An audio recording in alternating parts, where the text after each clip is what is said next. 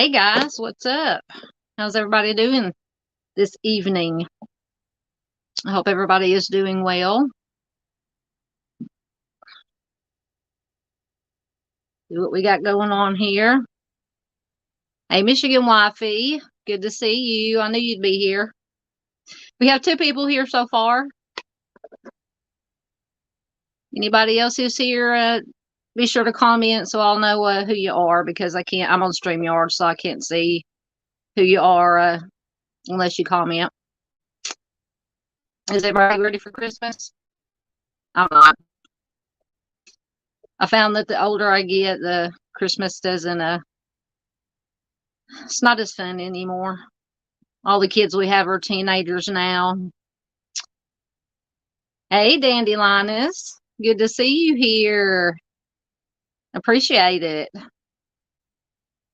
Always see you in Mr. Steve and Chris's chats.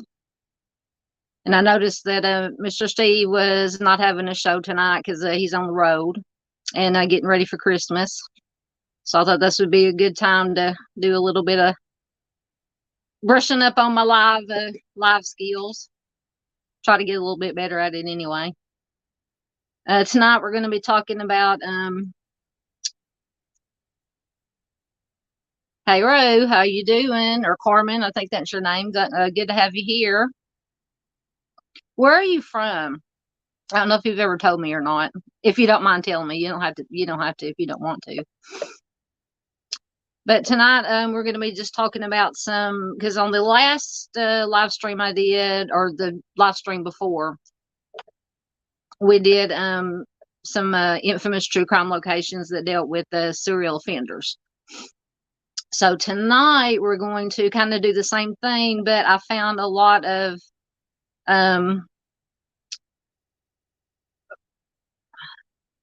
I'm trying to read comments and talk at the same time here. I found I found this website called oddstops.com, and I will put a link to it when the stream finishes, and it usually takes about 24 hours when it uploads to the YouTube side, where it will let me put in edits, and I will put a link to the oddstops.com in the description box. There's lots of interesting stuff there. Lots of true crime locations, lots of celebrity locations, anything you can think of. So I went through the other day and found, I think it's about 10 or 12 cases where people have been abducted. Some of them I'd heard of, some of them I hadn't heard of. So it'll be interesting to see how many of you have heard of any of these cases. Let's see what we got.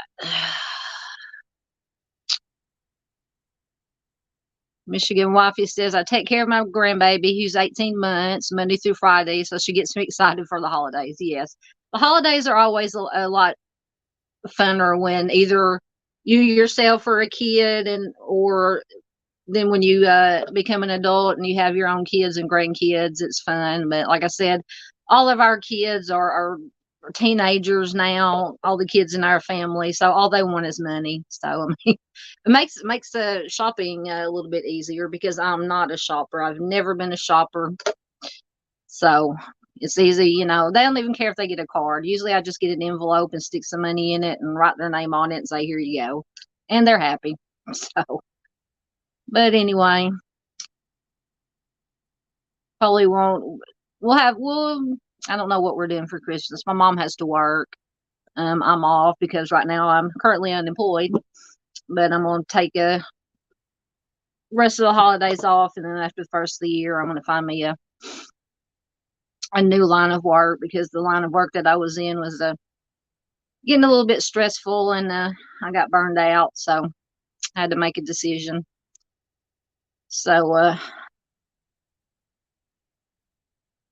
hey, Junior Johnson, good to have you here. I've seen you too, I believe, in Chris's chats and Mr. Steve's chats. Thanks for joining me. For a little channel like mine, I appreciate everybody coming in.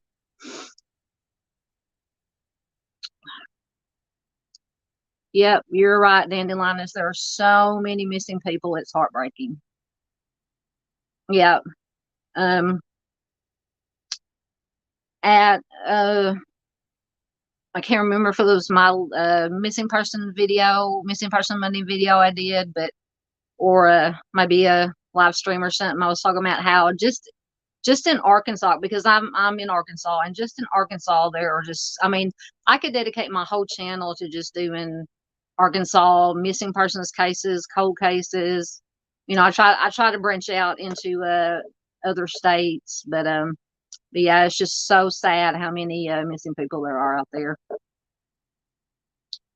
Yeah, Michigan Wifey says, I totally understand that. Older ones want money. Yeah. Like I said, it makes it easier to shop, because I've always hated to shop. If I have to go shop, I mean, I want to go in, get what I want, and pay for it and get out of there.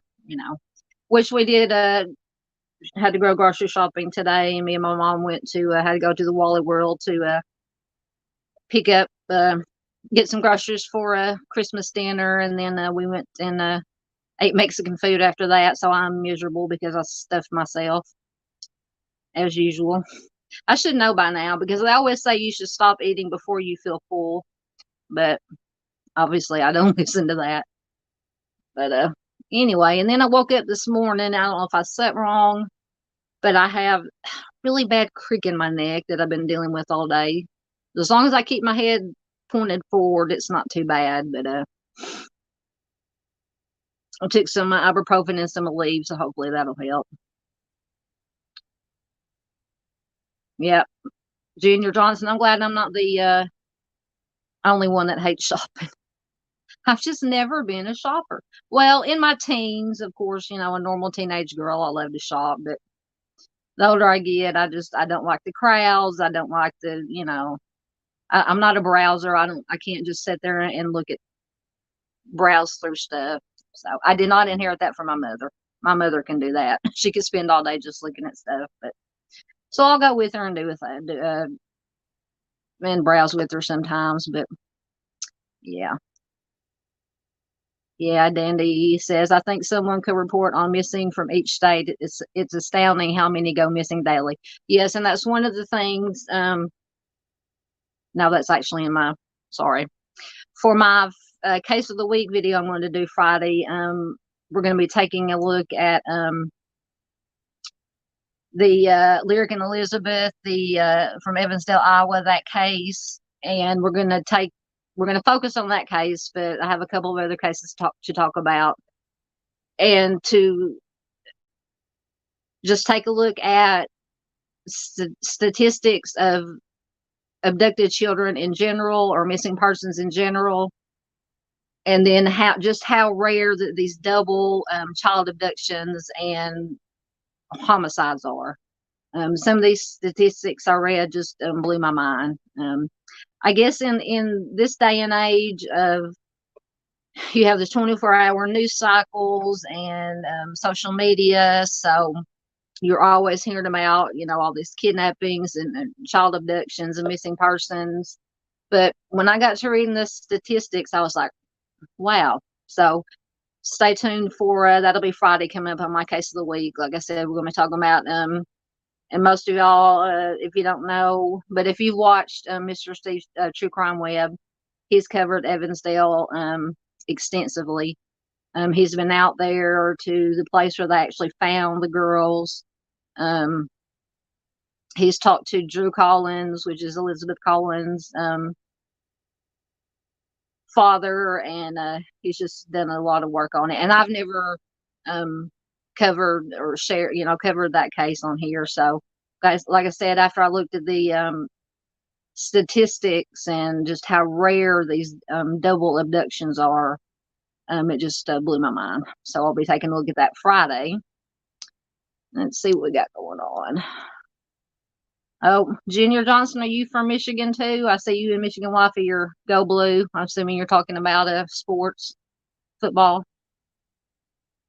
I've been watching football a little this week. I was going to say a little bit this week, a lot this week. And I'm just waiting for the good college bowl games to come on. but that'll be probably New Year's week after Christmas. Waiting to see how Georgia does, because of course my Razorbacks didn't do nothing as usual. But anyway, so I'm an SEC girl, being from Arkansas, so my Razorbacks are my first love, but then I also love the Bulldogs. That's one thing me and Mrs. Steve have in common. We both like the dogs, so I'm waiting for that bowl game. All right, I guess I'm babbling enough. Before we get into, so tonight, like I said, we're going to take a look at some true crime locations, some abduction locations, some you may have heard of, some of them you might not have, because I came across a couple that I had never heard of. But also, just besides being interesting, if that's the right word, and I always hate to use the word interesting when I'm talking about people going missing, but I thought this also would bring attention to some of these cases that are not that well known. Try to get the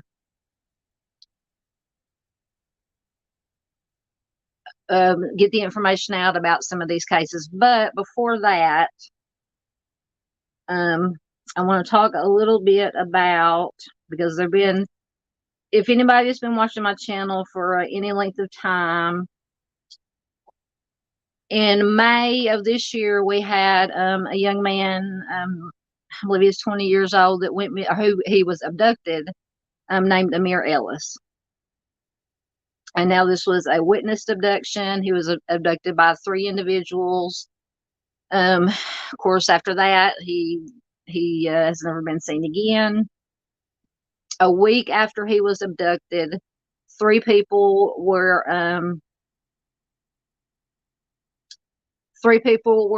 arrested and charged with his abduction.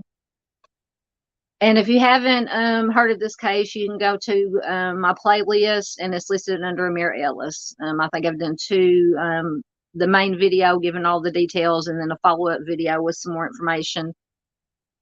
But anyway, he was kidnapped. A week later, 3 individuals were arrested for his kidnapping. After that, there was a gag order that was put on the case. So no other information came out. But then when they started having the pretrial hearings, it came out that, of course, his mom, Miss Jessica, attended these pretrial hearings. And after the pretrial hearings, she did an interview with one of the local news stations, and she stated that, it's just so sad, I hate to even say this, she said that she know back when, and this was probably been about 3 or 4 months ago, in her interview, she said, "I now know that my son is not coming home on his own 2 feet." So we know that he is deceased. They had search party, volunteer searches everywhere. Have not been able to locate him, but an article came out yesterday, late afternoon, about 4:30 yesterday afternoon, that said possible human remains have been found in the Jessieville area. And apparently they had gotten some tips or some leads that Amir's remains were possibly in the Jessieville area. So I'm going to read you what they said about it, and then I'll go into a little bit more about this case. Of course, my tablet doesn't want to set up. So it says possible human remains were found Saturday in a wooded area off Highway 7 North, the Garland County Sheriff's Office said in a news release issued Monday. At around 1 p.m., sheriff's deputies were dispatched to a call that came in about possible human remains found in an area off Highway 7 North. The Garland County Sheriff's Office Public Information Officer said. The Garland County Criminal Investigation Division, or CID, along with the Garland County Coroner's Office, responded to the scene, collected possible human remains, which were then sent to the Arkansas State Crime Lab to positively determine if they are human remains and for DNA testing to see if the remains can be identified. This is an ongoing investigation. If you have any information pertaining to this case, please contact the Garland County Sheriff's Office CID at 501-622-3660, Charter said. So this is where we come to, leading me to believe, and then just from a post that Miss Jessica, Amir's mom, posted in, because there is a Facebook group dedicated to Amir and trying to find him. But it says multiple searches have been held in the same general area by family members and friends of Amir Ellis, 20, of Hot Springs. He was reported missing. He was abducted. The abduction was witnessed. He was reported missing on May 17th. His mother, Jessica, has said that she received tips that her son's body might be found in the Jesseville area. 3 teen suspects were arrested on May 27th in Fort Smith in connection with the kidnapping of Amir. Nathaniel Speed, 18, Alexa Chambers, 18, and there was a juvenile who, when at the time that the 3 were arrested, the juvenile was under 17, so they did not give his name. He has since turned 18, and they released his name, and I believe his name is Jorge Castillo. They were each charged, all 3 of them were each charged with a felony count of kidnapping, punishable by up to life in prison. And I'm assuming that at some point, if they have enough evidence, they will be charged with the homicide of Amir. And they are being held in the Garland County Detention Center on $1 million bonds. So this is the part that I wanted to read to you. So this is Miss Jessica, Amir's mother. She posted on Facebook Saturday night that it's been, quote, "It's been almost 8 long months of praying, trusting, believing, not believing, then believing again, that my prayers for you to be found would be answered. Today, human remains were found in Jesseville that are likely yours. We won't be sure until tests come back, but I believe with all my broken heart that I'm about to bring you home. As hard as this is, and as bad as my heart aches right now, I pray to God that in a few days I'll have you back and can give you the peace and justice you fully deserve. I love you, son, and I will never give up, no matter what. I love you so much, and I'm so sorry they hurt you, but God's will be done for everyone involved. Please pray for me and my boys. Our lives are changed forever." So since this is an Arkansas case, so I've been following it and trying to cover it as much as I can since he initially it was reported on the local news about this incident, and it's just so sad and so heartbreaking that I really don't have words. I mean, every time his mom was on the news and gave an interview, it just broke my heart. I mean, all she wanted was, at first, to have her, best case scenario, have her son come home alive. But then after these pre-trial hearings and this information that came out and the statements she's made, it was obvious that he wasn't going to come home. He would come home, but not, like as she said, on his own 2 feet. So hopefully in a few days we'll know for sure whether or not the remains are Amir's. And when we find out something, I will definitely let you know, anybody who's interested. But this is just so sad. It's bittersweet. It's fixing to be the holidays. Like I said, hopefully they'll find out something in the next few days, and she will be able to bring her son home and lay him to rest, and just do the best they can through the holidays. All right, let's see what we're going on here.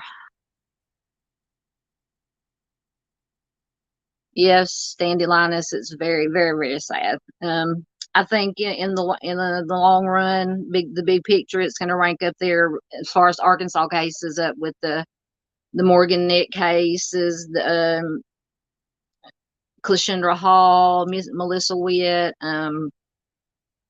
It's just so sad, and it just breaks my heart for Miss Jessica and the whole family.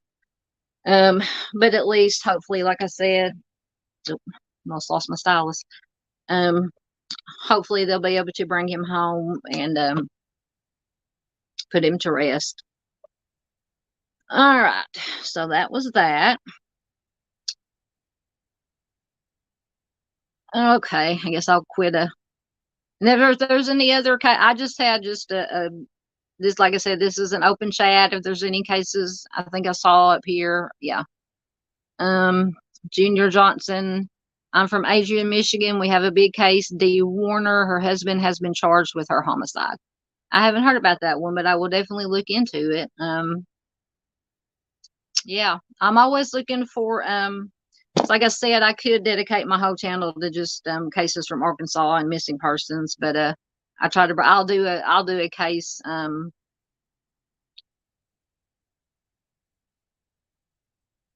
anywhere.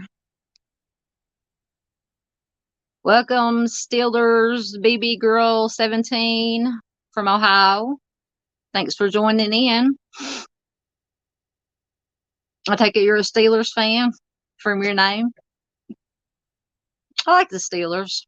I watched them a lot back when Roethlisberger was quarterbacking.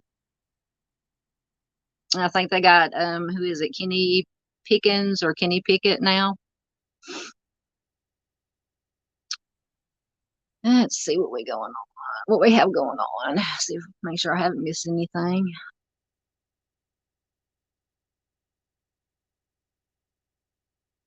All right.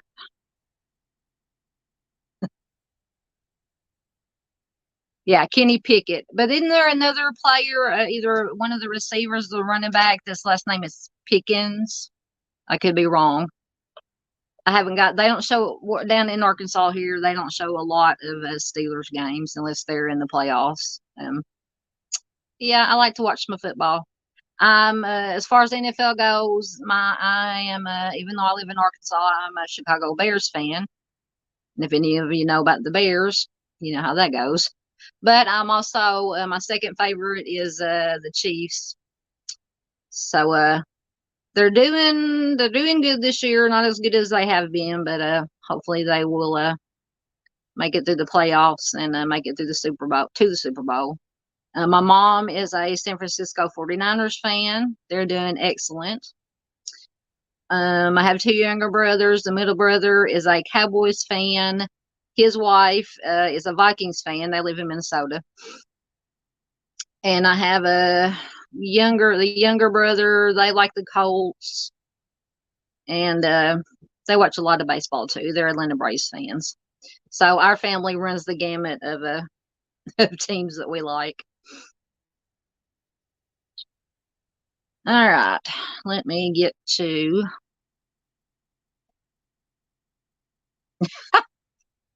Dandelion says, I don't watch football. I'm more of a golf girl. You know, I respect that. I respect anything that anybody watches. But I guess I love contact sports, I guess, fast paced sports. I love football, of course. That's my most favorite. I used to watch hockey years ago. Now, when my youngest nephew, when he was playing Little League Baseball, we would sit and watch these Little League Baseball games for hours. So I can watch some baseball every once in a while. And then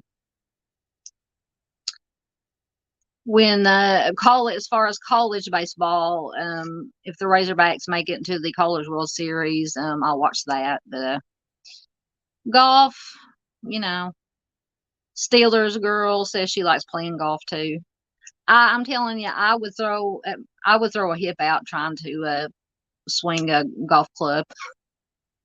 Plus, I'm very, very clumsy, very uncoordinated. So I don't think I would be too good.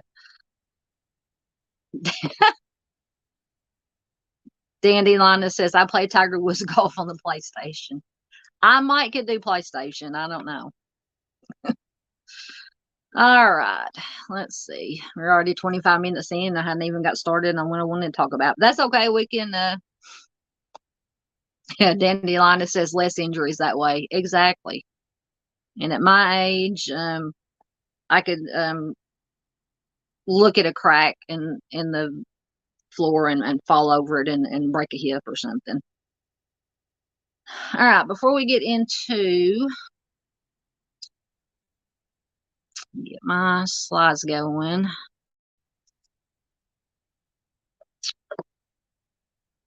Bear with me. Y'all know if y'all watched me before, any of my regulars, you know I always have technical difficulties. Okay, so before we get into our locations that we're going to talk about tonight, I have some good news. Jacob Watson, I always feature in all of my videos and live streams, I always feature a missing person because that is the heart and soul of my channel, is bringing attention and getting these stories out of these missing people and cold cases that haven't been solved, the lesser known cases. So I had featured Jacob probably a week and a half, 2 weeks ago as a missing person. And when I checked, because I go back, and this information comes from the Morgan Nick Foundation Facebook page.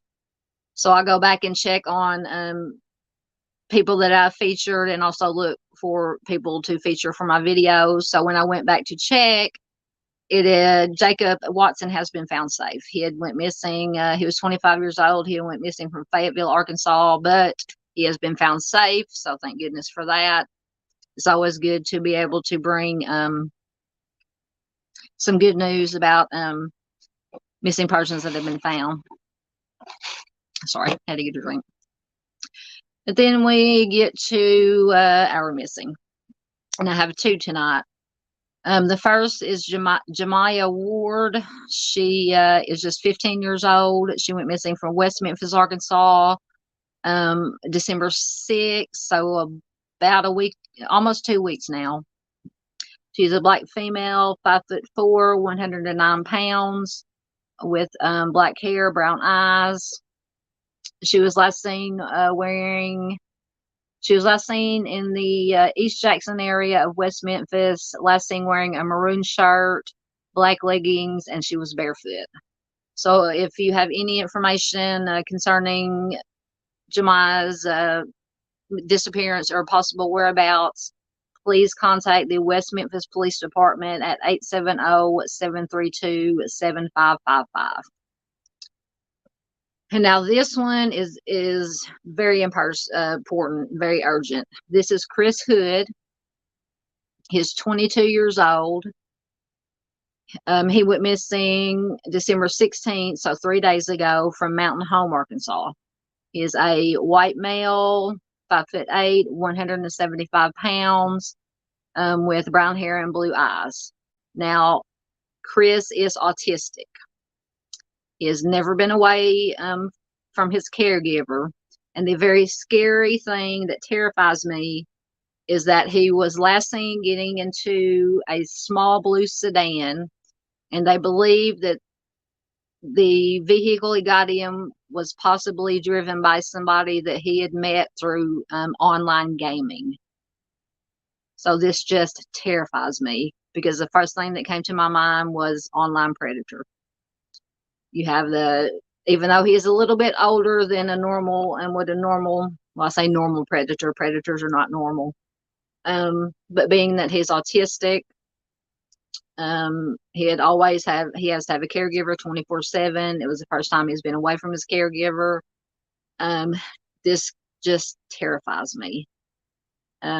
So if you have any information, and I will put links to both of these cases in the comments after I end the live stream. I implore you, please share these anywhere and everywhere you can to get this information out to as many people as possible. So if you have any information, please contact the Baxter County Sheriff's Office at 870-425-7000.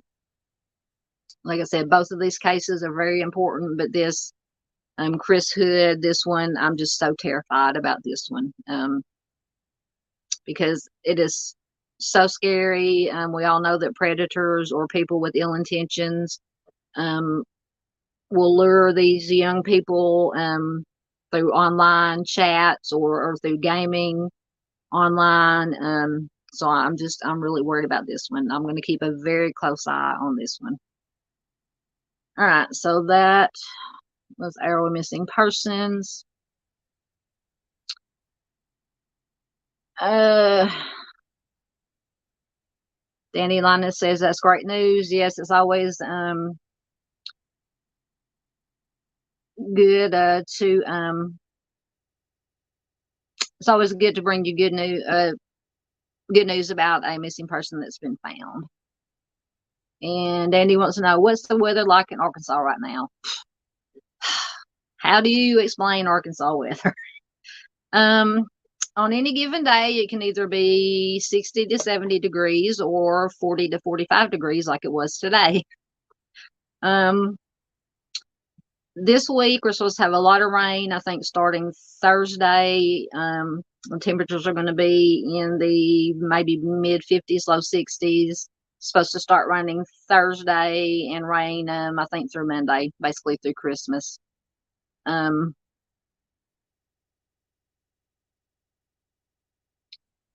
So, are the temps and the likelihood of survival coinciding? Like I said, the temperatures, I don't think, I mean, it's just with the it's gonna, for Arkansas, it's gonna be what I would call cold, because down here, it's usually, even in the wintertime, it could be 70 degrees. But it just scares me. Yeah, if you're talking about the missing yeah, with the temps being lower in the 50s and 60s and the rain coming in, it's going to be a cold rain. And yeah, I see what you're getting at now. Yeah, it's just very very scary.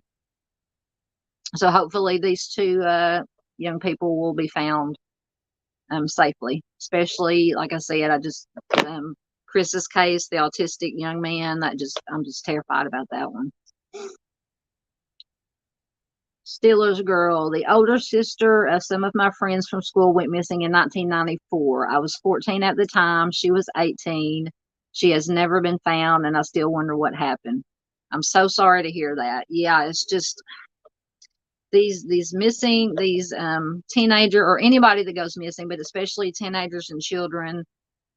Oh, it just tears me apart. I mean, especially if they're never found. Best case scenario, like I always say, is that they're found alive and unharmed. But a lot of times it's not always the case. Sometimes I guess you could say, I don't know if lucky is the right word, but if the remains are happen to be found, then at least the family and loved ones can bring them home. Shailene Farrell. Hold on. I'm going to get something to write that name down and research it.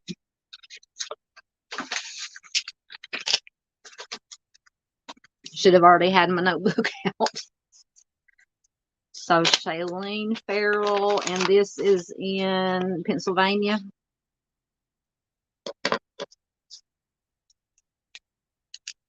Let me write that down, make sure I spell it right. Yeah, and if anybody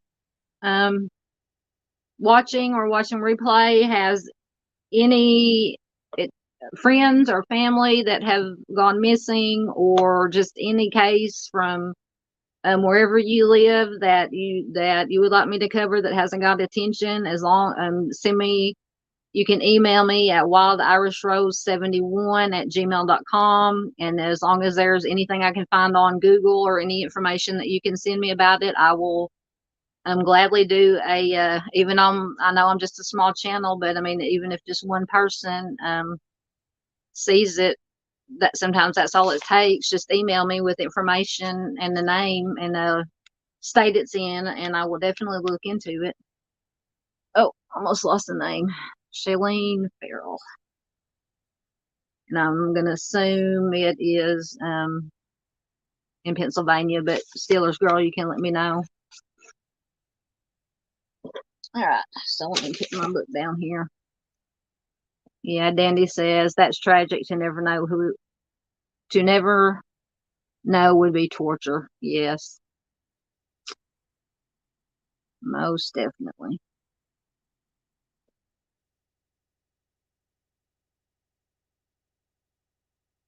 Thank you. Dandy says I also share her name around. Yes, that is the most important thing we can do is to. Oh, oh, man down. Sorry, I accidentally kicked my table and knocked everything over. Sorry, everything's fine. Move on. Nothing else to see here. Sorry about that. Anyway, okay, I forgot what I was saying. Yes, anything we can do to get these names out there of these lesser known cases. I'm not saying that like the Koberger cases and Delphi and all that, that's not important, but they get a lot of attention, and I just like to bring more attention to these lesser known cases.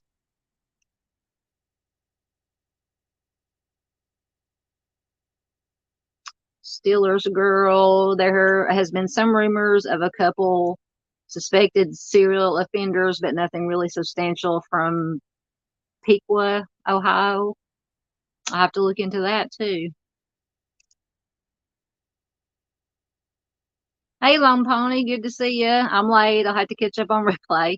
That's fine. You're not late. As Mr. Steve always says, you're not late.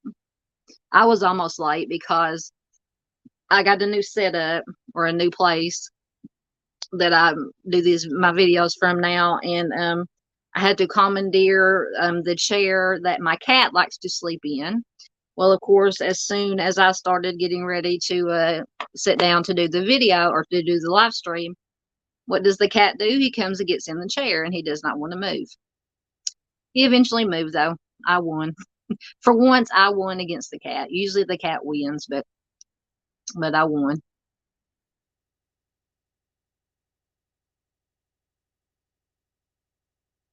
Hey, Michelle C. Good to see you here. She says, looked it up, and there are two suspects, and both are serial offenders. Which one are you talking about, Michelle? I'm lost. I'm trying to keep up with comments. Yep, Dandelion says, people forget and are lost with time. Hashtag let's keep them alive. Absolutely. That is the mantra of my channel is never forget. Never forget the victims. Never forget the victims' families. Always keep their name out there. Because like I said, all it takes is just one person watching a video or live stream or hearing a name or some little detail about a case that might jog their memory about something that they don't know that they know. And that's all it takes. Just one, as another creator that I watch. He's former law enforcement. He's a cold case detective. He says all you need is just something to give you a lead, and follow all the leads that you have. Okay, Michelle says Shailene's case. Okay, I will definitely. I wrote it down, and I will definitely look into it and see what I can find the information, and I'll do a video on it. I'm always interested in cases that I haven't heard of. All right, so y'all can keep chatting, and if there's anything else, any other cases that you want to talk about, just throw them in the chat. But we'll start going over these. I'm gonna try not to knock my. I'm fixing to do it again. Try not to knock my camera over again. We'll take a look at some of these. Get my tablet going again. Some of these cases.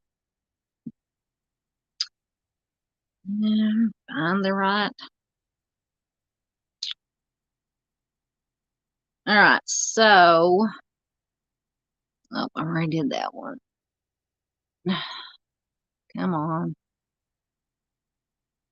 So the first, and this is probably one that a lot of y'all have heard of, Johnny Gosch. This is from Des Moines, Iowa. And does anybody know, trivia question, you don't win anything if you get it right, but does anybody know what is significant about Johnny Gosch aside from the fact that unfortunately he was kidnapped? Anything about Johnny Gosch that is significant? See, while we're thinking about that, Michelle C says, please look up Diamond Dynam and King Walker from Chicago. All right, let me write that down. If I can find what I did with, there's my pen. All right. Diamond Dynam.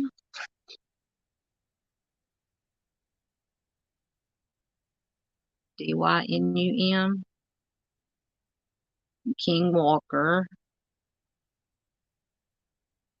Are these both victims or a victim and possible offender? And this is from Chicago. Right, got that written down. Yes, Stiller's girl. He did go missing during his paper route. As you can see, the most famous, or yes, Lone Pony.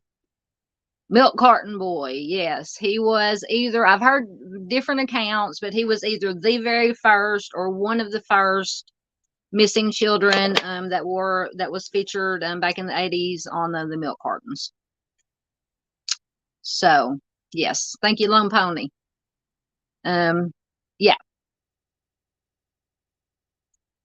Michelle C says, Mom said, yes, his mom, Michelle C says, yes. According to his mother, she said that he visited her years later. Now, how many of you think that he could have visited her, or it was just her hoping, trying to believe that it was him, which will be understandable when your child goes missing. How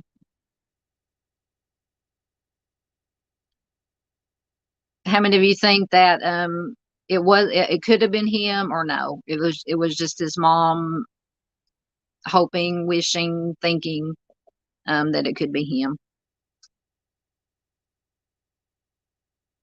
Boy, y'all giving me a lot. I'm gonna have to go back and when I watch this, go in the chat and write all these down. Dandy says 47-year-old Echo Lloyd was last seen in Edwards, Missouri on May 10th, 2020. I think I've heard that name. I will definitely research that. Once again, let me write it down. Taking a lot of notes here. Echo Lloyd from Missouri. Y'all are giving me a lot of good stuff to research and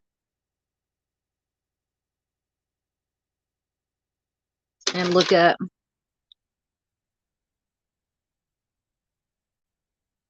All right, let's get my tablet back going.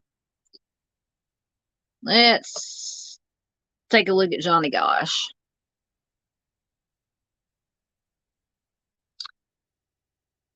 Lampani says, I don't know. I can't remember that part of the story. Would need to hear what exactly she said happened. As far as I can remember, years later, as somebody, I don't remember who pointed it out now, Michelle C.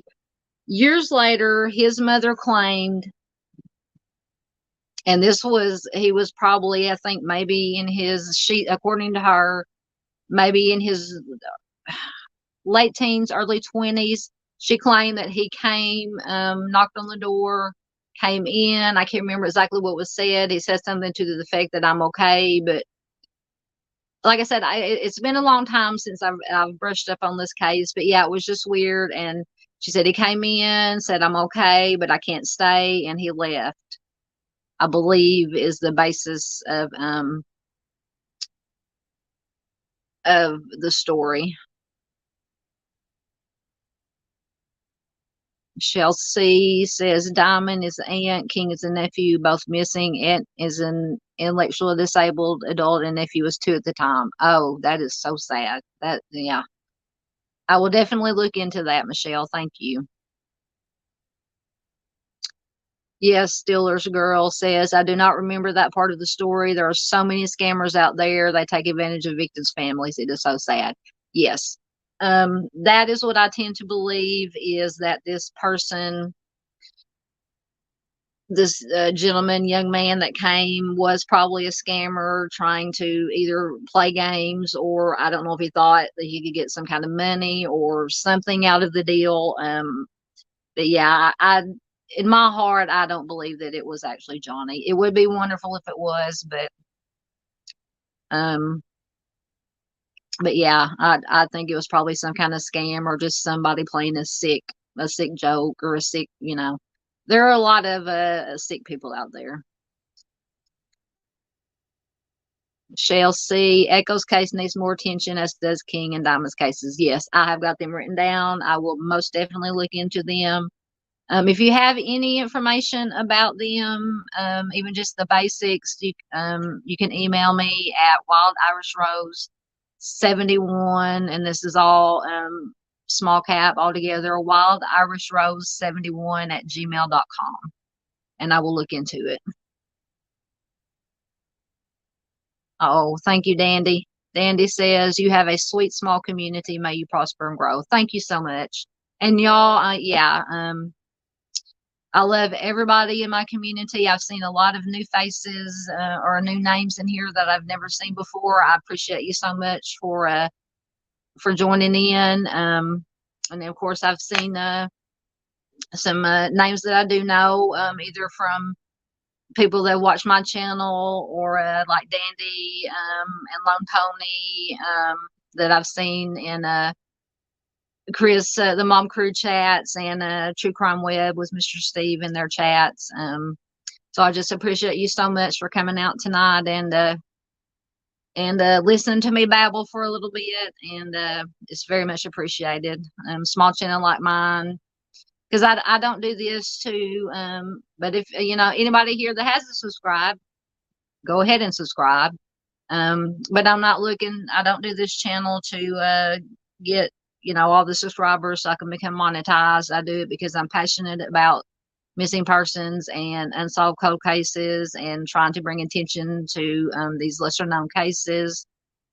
So the only reason, the more subscribers, likes, shares, comments I get, or small channels like mine get, supposedly the YouTube algorithm pushes it out to more people.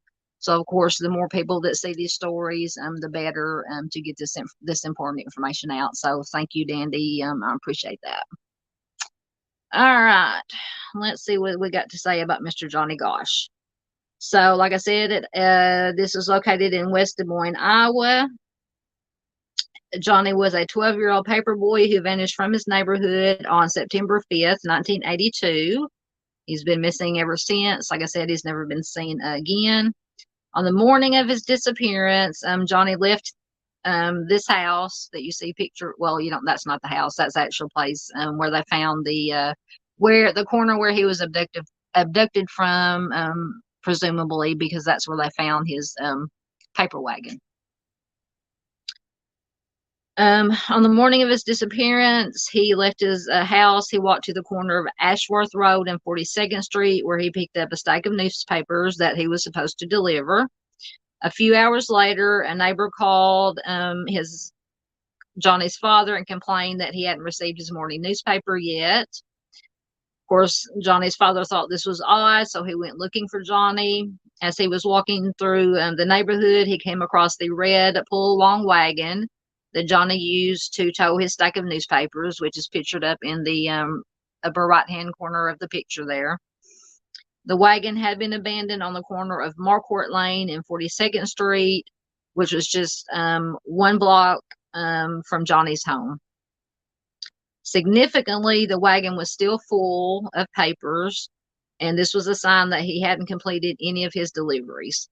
So this happened evidently very quickly. I don't know how long it would have taken for him to get from his house to this place where they found his wagon. Like I said, I haven't done, I'm gonna have to do a deep dive in it. I've never done a deep dive into this case. I've been aware of it, obviously, but I've never done a deep dive into all the details of it. Johnny's father was concerned about this discovery. Obviously, his anxiety hadn't reached the point where he felt it was necessary to contact the police yet. Instead of raising the alarm, he reasoned that he should take the wagon and complete the route himself. So he actually went and delivered the newspapers. That way he could visit each street and search the neighborhood, which that would make sense. That's actually a pretty smart thing to do. However, as time drifted by, there was still no sign of Johnny. The knot in his stomach continued to grow. He knew that this was extremely out of character for his son. As he was a responsible young boy, he always completed his work on time. Consequently, he decided to alert the authorities. Initially, police theorized that Johnny may have run away. However, this changed after witnesses reported that a stocky man in a blue car had been driving around the area at the time. Witnesses said the man in question approached Johnny on 2 occasions and asked for directions. And this is a common tactic for predators to try to lure a child closer to a vehicle so they can snatch them. You know, you always hear the cliches, the come get some candy, or I have come get a puppy. But asking for directions is also, unfortunately, a tactic that these predators use.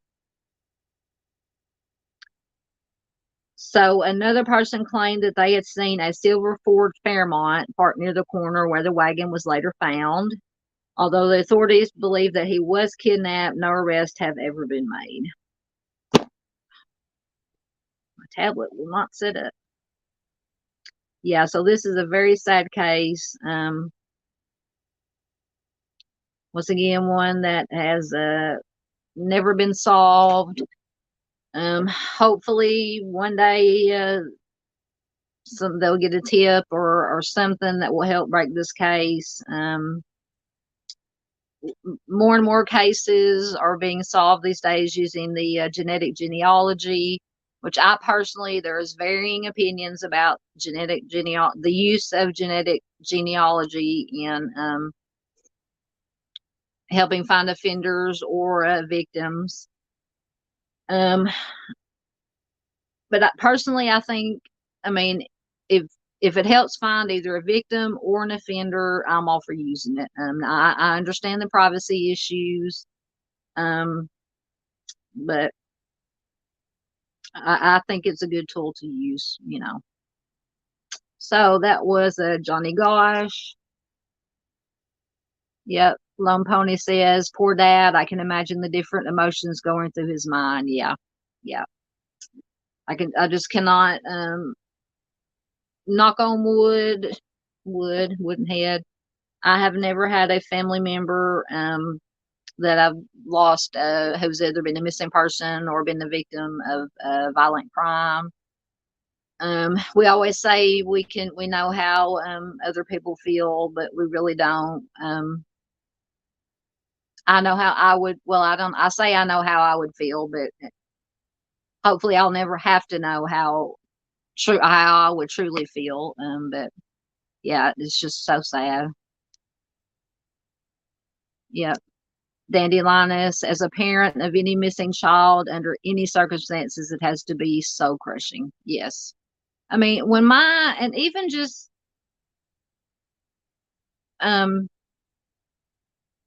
when my nieces and nephews were younger, because my oldest niece and nephew are in their 20s now, but when they were younger, we practically helped raise them. And I mean, we would just go in a small place because we live in a very small town, less than 2,000 people. And I mean, even just going to Walmart or to the grocery store, if you turn around 1 second and they may have just only gone over to the next aisle, you just panic because it's just so scary. I mean, this was back in um, early 2000s, and I think back to, because I was a child of the 80s, or I was a child growing up in the 70s, a teenager, young adult in the late 80s, early 90s. But in the 80s, we would just be free to roam the town, and walk down the street, go to each other's houses. And back then there was no cell phones, there was no way to get in touch. Anything could have happened, but back then it was a very different time. Abductions still happen, but being, like I said, as you don't, like you have nowadays, you have the 24/7 news cycle, social media, you just hear about these cases more. Yeah, it's just very scary. It's hard to, you don't want to let a child out of your sight these days, just for the fear that, just like that, in the blink of an eye and the snap of a finger, they could be gone. All right. Whew. Gotta get moving here. We're already been on here almost an hour. All right. Next. Oh, I don't want slide 6. I don't think. Oh, yeah, I do. So next we have, let's see who we have. Sherry Lynn Marlar. Sorry, gotta get my. And this was one, I had heard the name Sherry Lynn Marlar, but I'd never really looked to see her case before. This is from Greenville, Alabama. And this is from 1984. So we go back to the 80s. On the morning of June 6, 1984, the 12-year-old accompanied her stepfather, Raymond Stringfellow, to the First National Bank on Commerce Street in Greenville, Alabama. That day, Stringfield needed to sign some paperwork, and Sherry had asked if she could tag along. After parking his red pickup truck outside the bank, Stringfellow exited the vehicle. Before closing the door, he placed a dollar bill on the seat so that Sherry could purchase a soda at the Chevron gas station across the street. As Stringfellow was walking towards the bank, he heard Sherry closing the passenger side door of his truck. Roughly 15 minutes later, he returned and saw that his stepdaughter was still gone. Wondering what the delay was, he began looking around for her. After failing to find Sherry, Stringfellow eventually decided to call the police. By that time, 2 hours had passed since she disappeared. Although family members, friends, and local volunteers carried out an immediate search of the area, no trace of the missing girl was ever found. Now, during this investigation, it was determined that no one except Stringfellow had seen Sherry in town that day.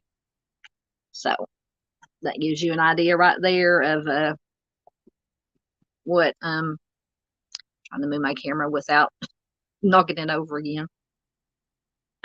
What some people were thinking.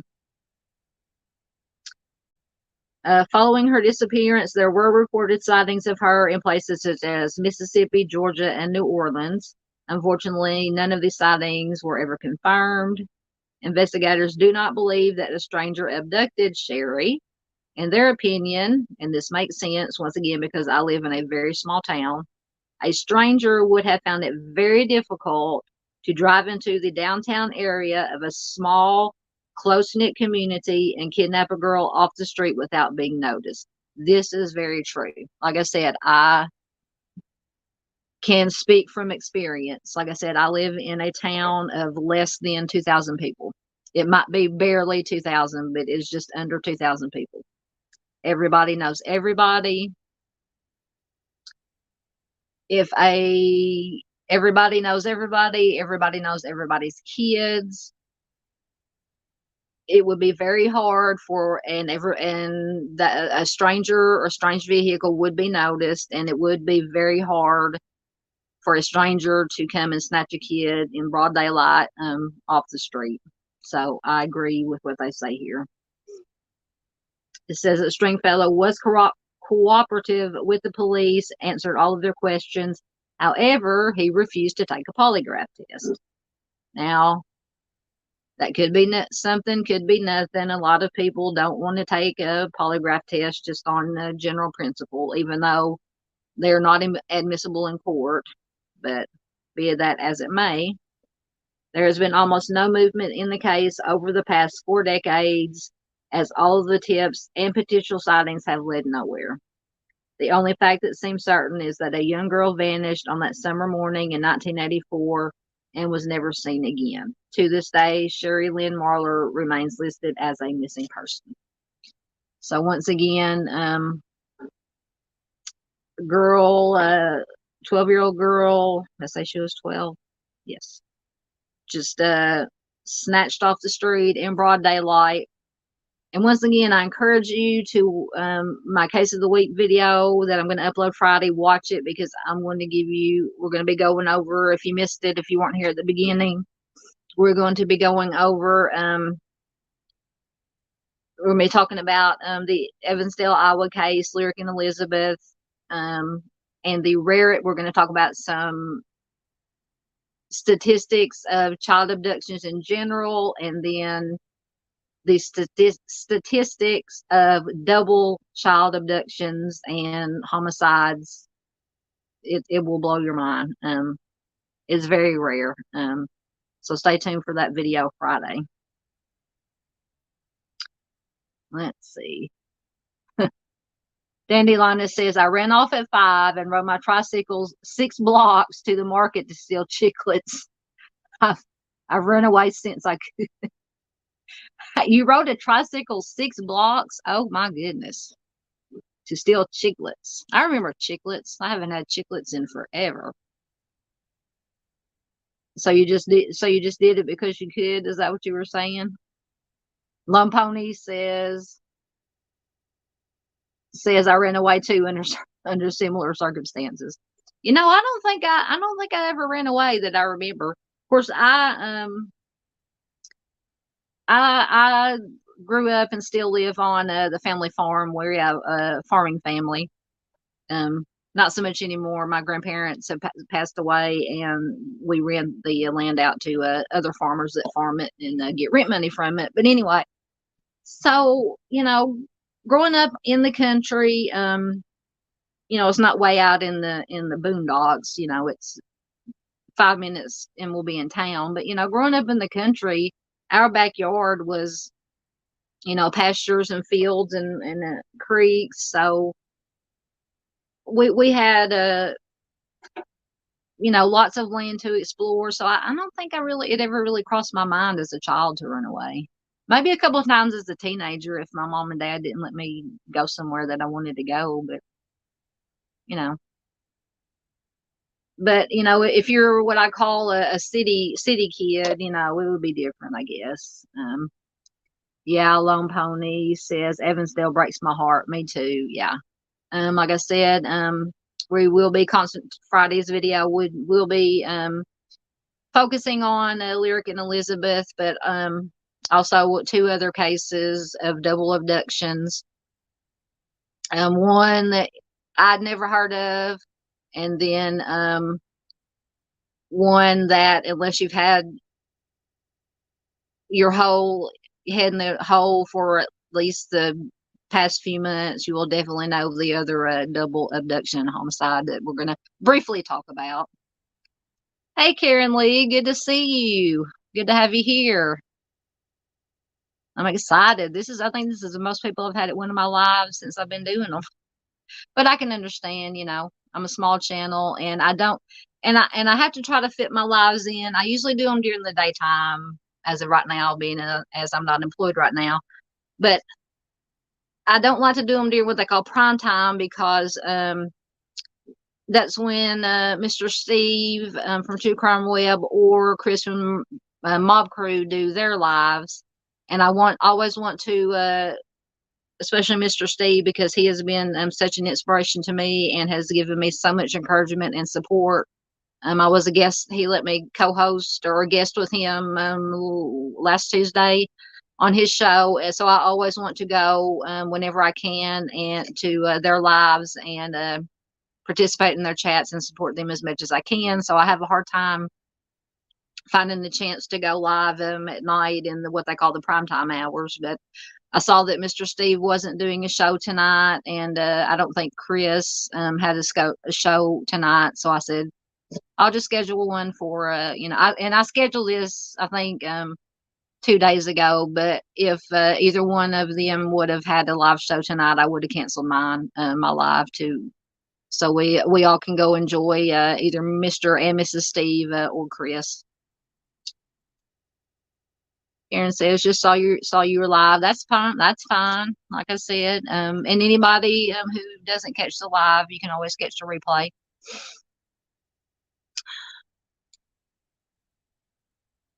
Yep, Karen says everyone goes at the same time in the evening, it seems. Yeah, that's like I said, and like I said, I'm just a small channel. So I want to, like I said, support my inspirations, what I call the good guys, because when I first got into the first discovered the true crime YouTube community, I quickly found out who the good ones were and the bad ones were, and narrowed it down to who I watch. And of course, True Crime Web and the Mob Crew are two of the best, two of the good guys, and a good lady, counting Mrs. Steve, and a couple of others that I watch who are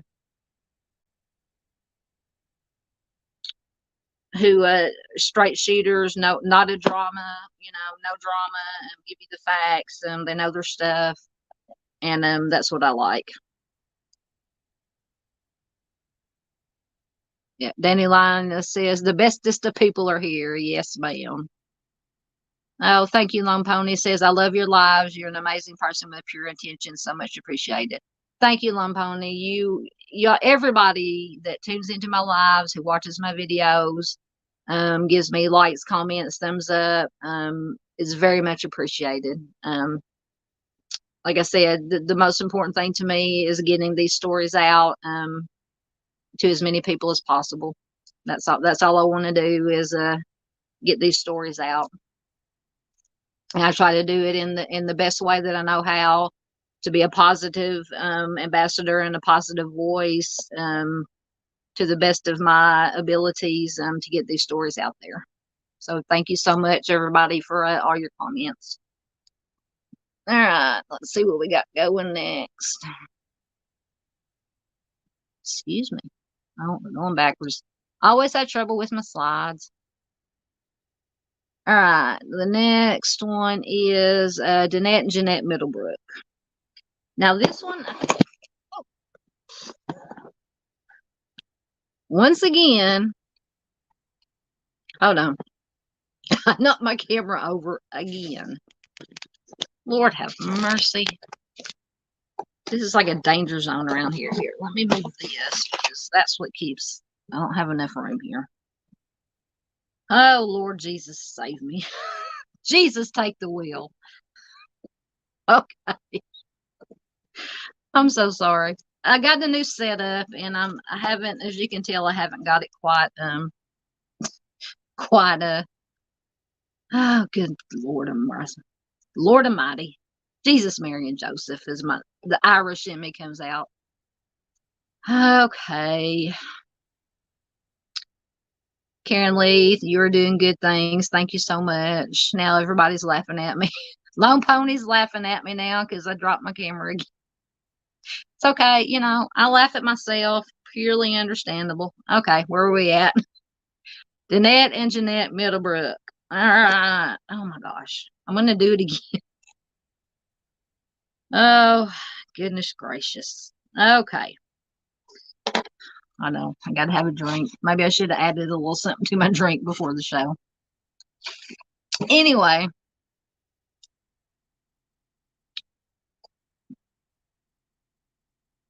Karen says, I'm working on some things. I wish you could stay. Hey, it's perfectly okay, dear. Thank you for dropping in.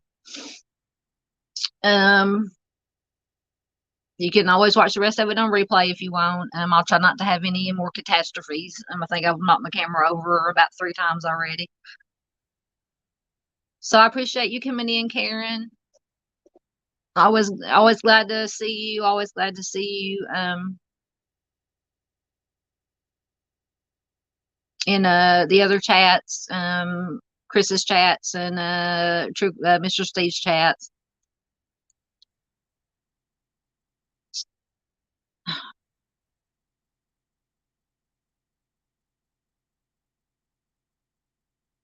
I'm trying to get the guy. Steelers girl says, I'm usually in school 4 nights a week and never catch anything live. Glad I could catch you this evening. Love this. Thank you so much, Steelers girl.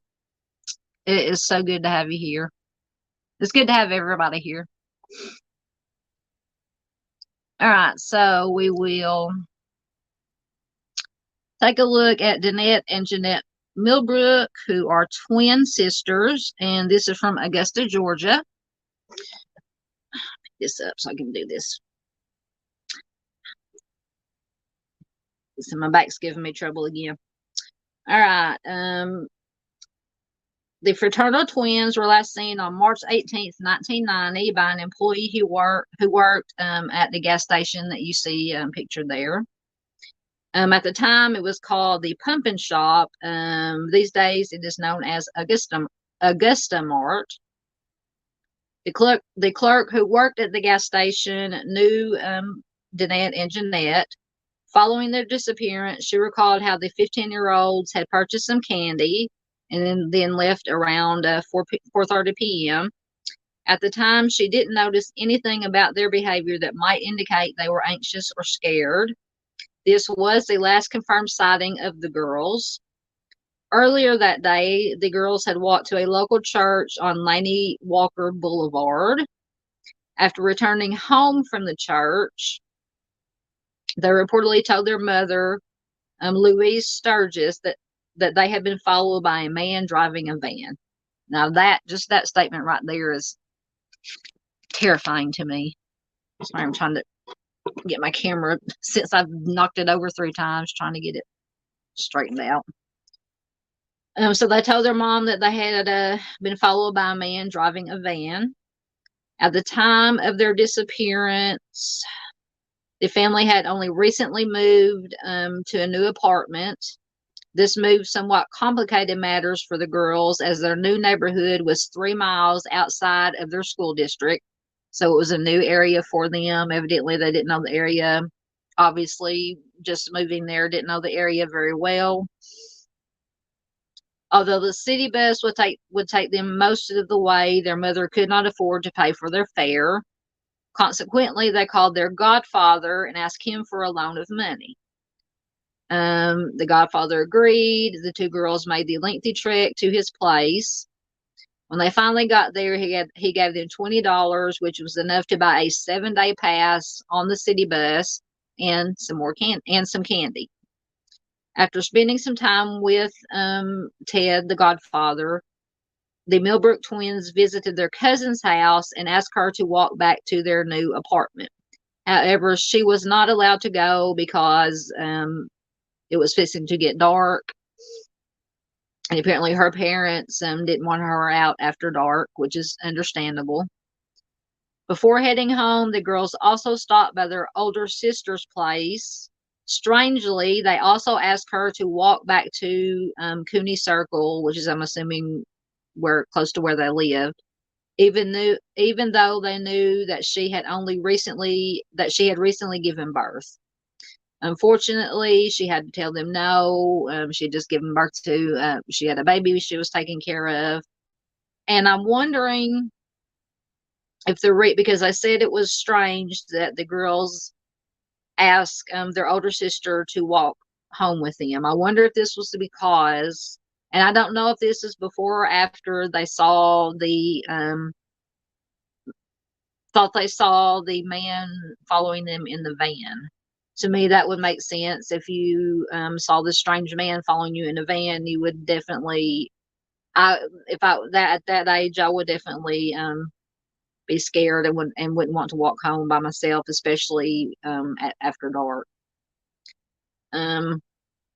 As the girls were walking home, they visited the pump and shop gas station. They bought chips and sodas. By that time, it was 4:30 p.m., and they still had another 2 miles left to walk home. Sadly, this was the last time that anyone reported seeing them. Since then, there have been no clues as to their whereabouts, and Danette and Jeanette Middlebrook remain missing to this day. Just another sad case of not in broad daylight this time. It was 4:30 p.m., dusk, possibly dark, seemingly just presumably you would think they would be snatched off the street, possibly by this man that they said that they saw following them in the van. It's just so scary how fast children go missing. So scary. What year are you talking about? This one, I believe it's from 1980, 1990 for the Danette. Oh my gosh. Everything is falling apart. Yeah, it was 1990 on this one, on the Danette and Jeanette Middlebrook case. Lone Pony. March 18th, 1990 is when this happened in Augusta, Georgia. Very sad case, as they all are.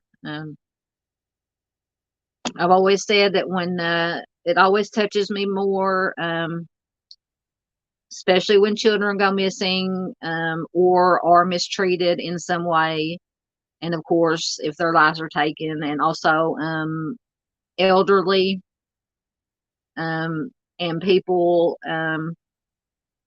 with diminished mental capacity. Basically the most vulnerable, which will be children, most women, the elderly, and anybody who has diminished mental capacity.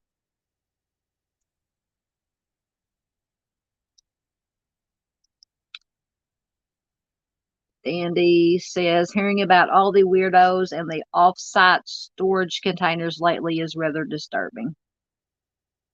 What about the off-site storage containers? What did I miss? I obviously probably missed something in conversation. So you just let me know if I missed anything. Anything. My Southern is coming out. Anything. All right. Let's see here. What we got next?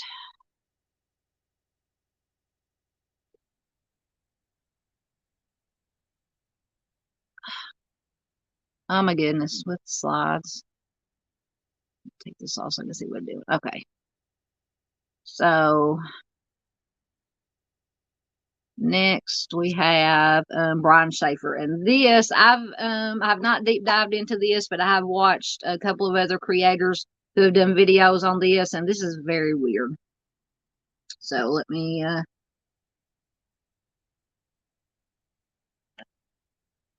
so this Brian Schaefer went missing from a bar, and this was in Columbus, Ohio. And it was, when was it? So the upper part there where you see outlined by the red, that is the second floor of the building.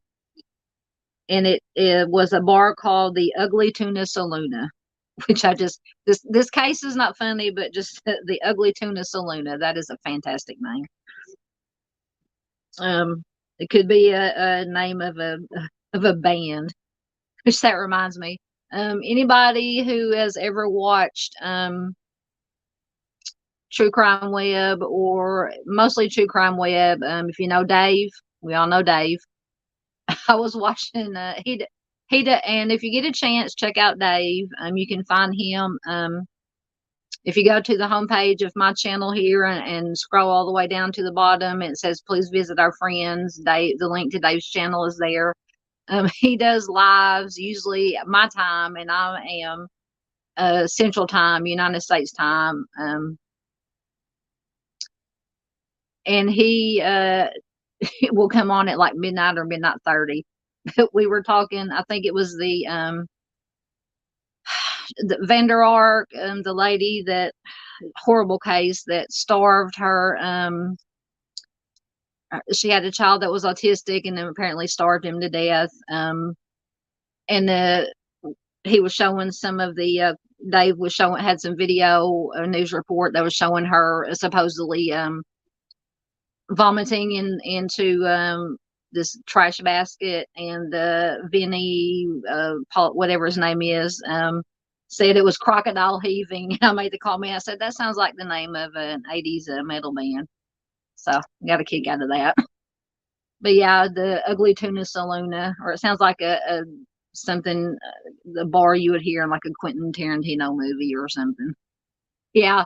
Lone Pony says yes. I was there for Dave's Live. That was hilarious. Yeah, I love Dave. He is such a good guy. He is hilarious. But now, when the time comes, to be serious and concentrate on these cases that but yeah, Dave and everybody in Dave's chats are very entertaining. So yes, Lone Pony, I enjoyed that very much. But yeah, Crocodile Heave. I'm telling you, I'm going to start a band. I can't carry a tuna in a bucket, but I'm gonna start me a band called Crocodile Heave, because I'm in an '80s child, or '80s teenager, young adult, late '80s, early '90s. So I love all the hair bands. So that Crocodile Heave just reminded me of like an '80s hair band name. All right, we will get back to Mr. Brian Shaffer. So at the time of Brian's disappearance, the second floor of this building was occupied by the Ugly Tuna Saloona. The bar vacated the unit in 2018 after its lease expired, and it then reopened at a new address the following year. Brian Shaffer was an Ohio State University medical student who was last seen in the foyer outside of the Ugly Tuna Saloona during the early hours of Saturday, April 1st, 2006. So this is from 2006. There I go, moving I'm a one-woman wrecking crew over here tonight. All right. The 27-year-old arrived at this bar with his two friends, William Florence and Meredith Reed, at around 1:15 a.m. However, he eventually became separated from them. After straying away from his companions, it appears as though he wandered out into the foyer and began talking to two women. And I have seen, I believe, the other two creators, or two of the creators that I watched, showed some of this video of him going out talking to these two young ladies. So he left his friends, was seen talking to two women. A surveillance camera captured him talking to the women near the entrance at roughly 1:55 a.m., which was just 5 minutes before closing time. Following a short conversation, the women left the building and he seemingly walked back towards the bar. And this was the last known sighting of Brian Shaffer. When the bar closed at 2 a.m., his friends called his phone, checked the bathrooms, couldn't find him, he didn't answer the phone. After failing to find him, they assumed that he had left and walked back to his apartment, as he had a habit of leaving bars without saying anything, without telling them that he was leaving. He wasn't reported missing until Monday, April 3rd, 2006. So this was 2 days after he went missing, after he was last seen at the bar. So this meant 48 hours passed before the police became involved. A review of the surveillance footage failed to find any sign of him exiting the bar. However, one of the cameras was programmed to periodically pan from side to side. And additionally, there were other exits in the building that the surveillance cameras did not cover. Brian's disappearance left investigators baffled. The tips that they received from the public led nowhere. Furthermore, there was no activity on his phone, credit cards, or bank accounts to suggest that he had just left of his own accord for whatever reason. Friends and family said that he was in good spirits and that there didn't seem to be any indication that he was feeling down or depressed. So They don't believe that he could have possibly harmed himself. Sadly, there have been a few developments in the case, and he remains missing to this day. So the big question in this case was, did he ever leave? Did Brian Shaffer ever leave the bar? Because he was not caught on any cameras leaving the bar.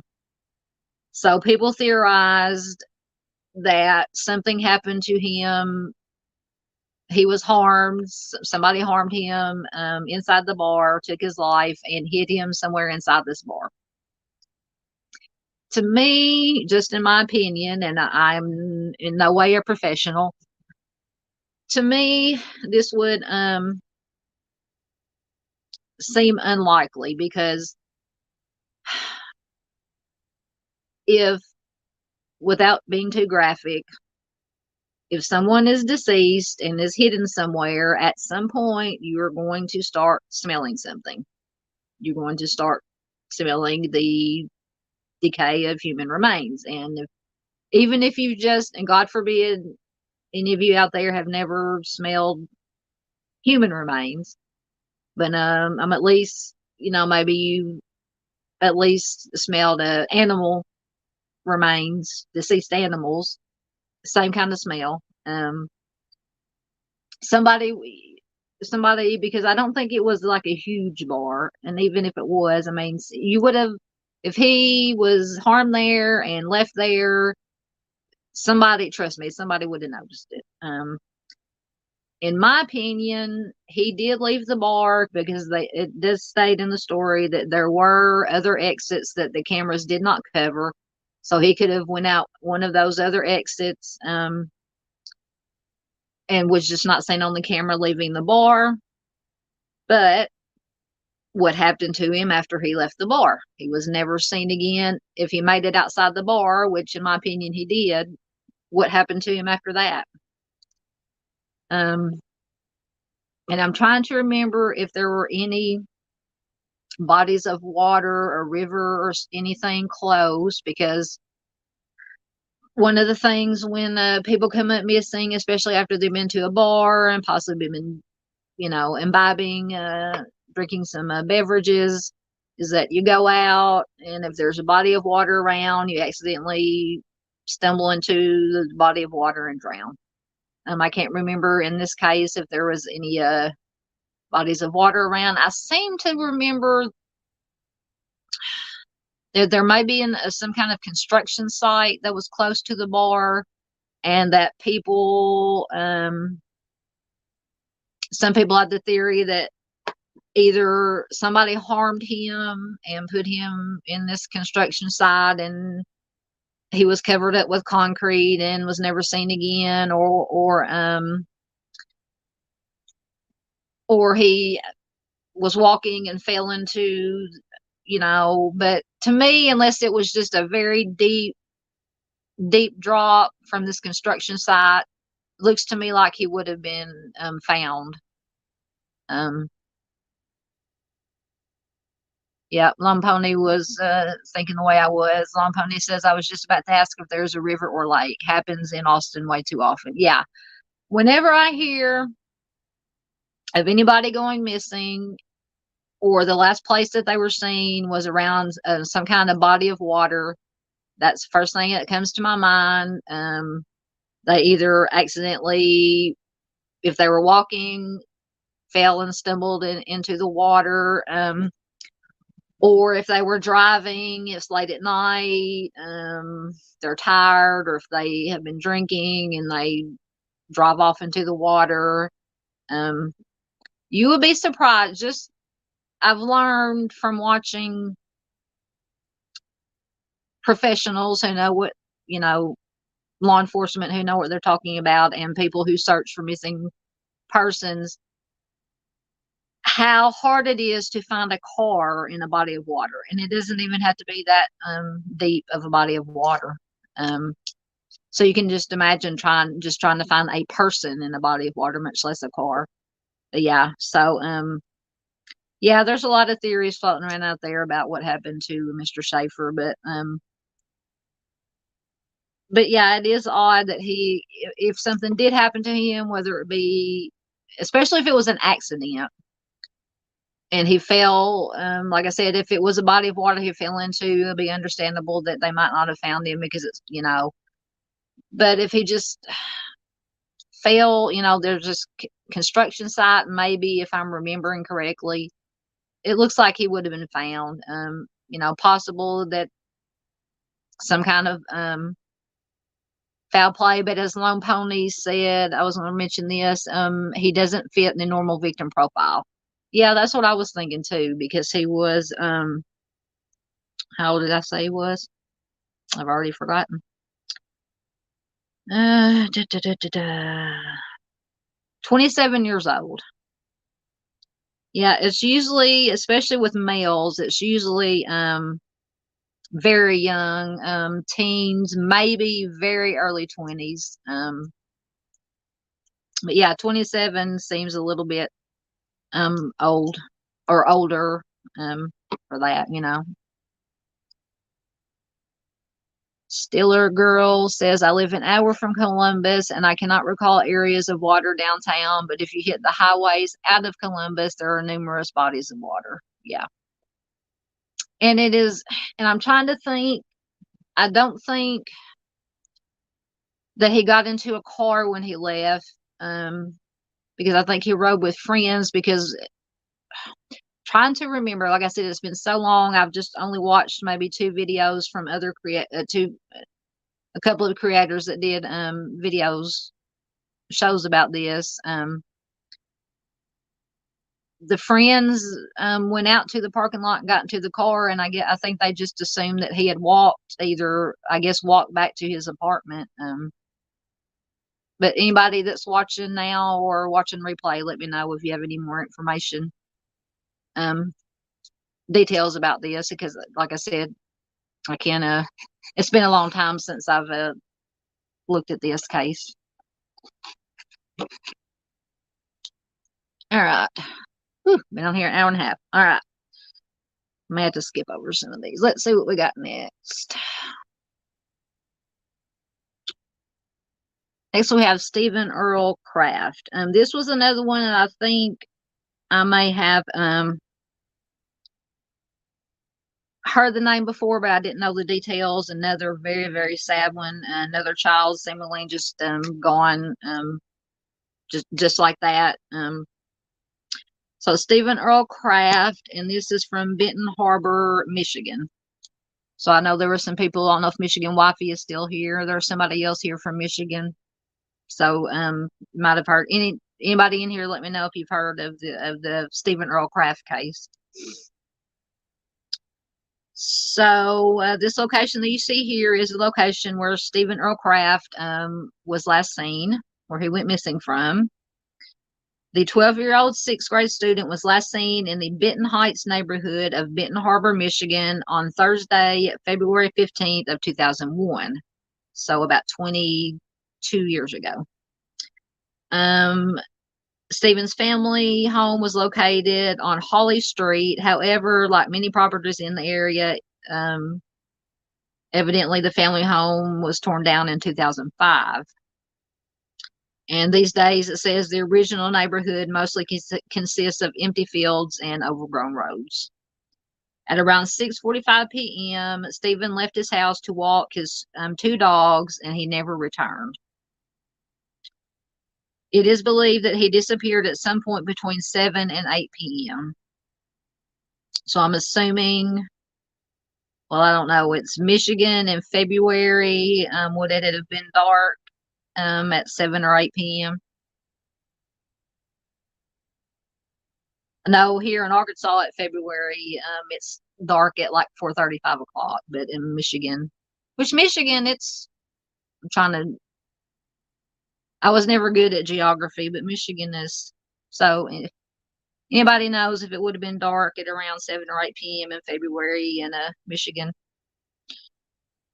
Because to me, those things are important, if it was daylight or if it was dark, because even though we do see kids that get snatched, there I go again, in the middle of the day, it's usually easier Oh my gosh, I'm fixing to drop my camera again.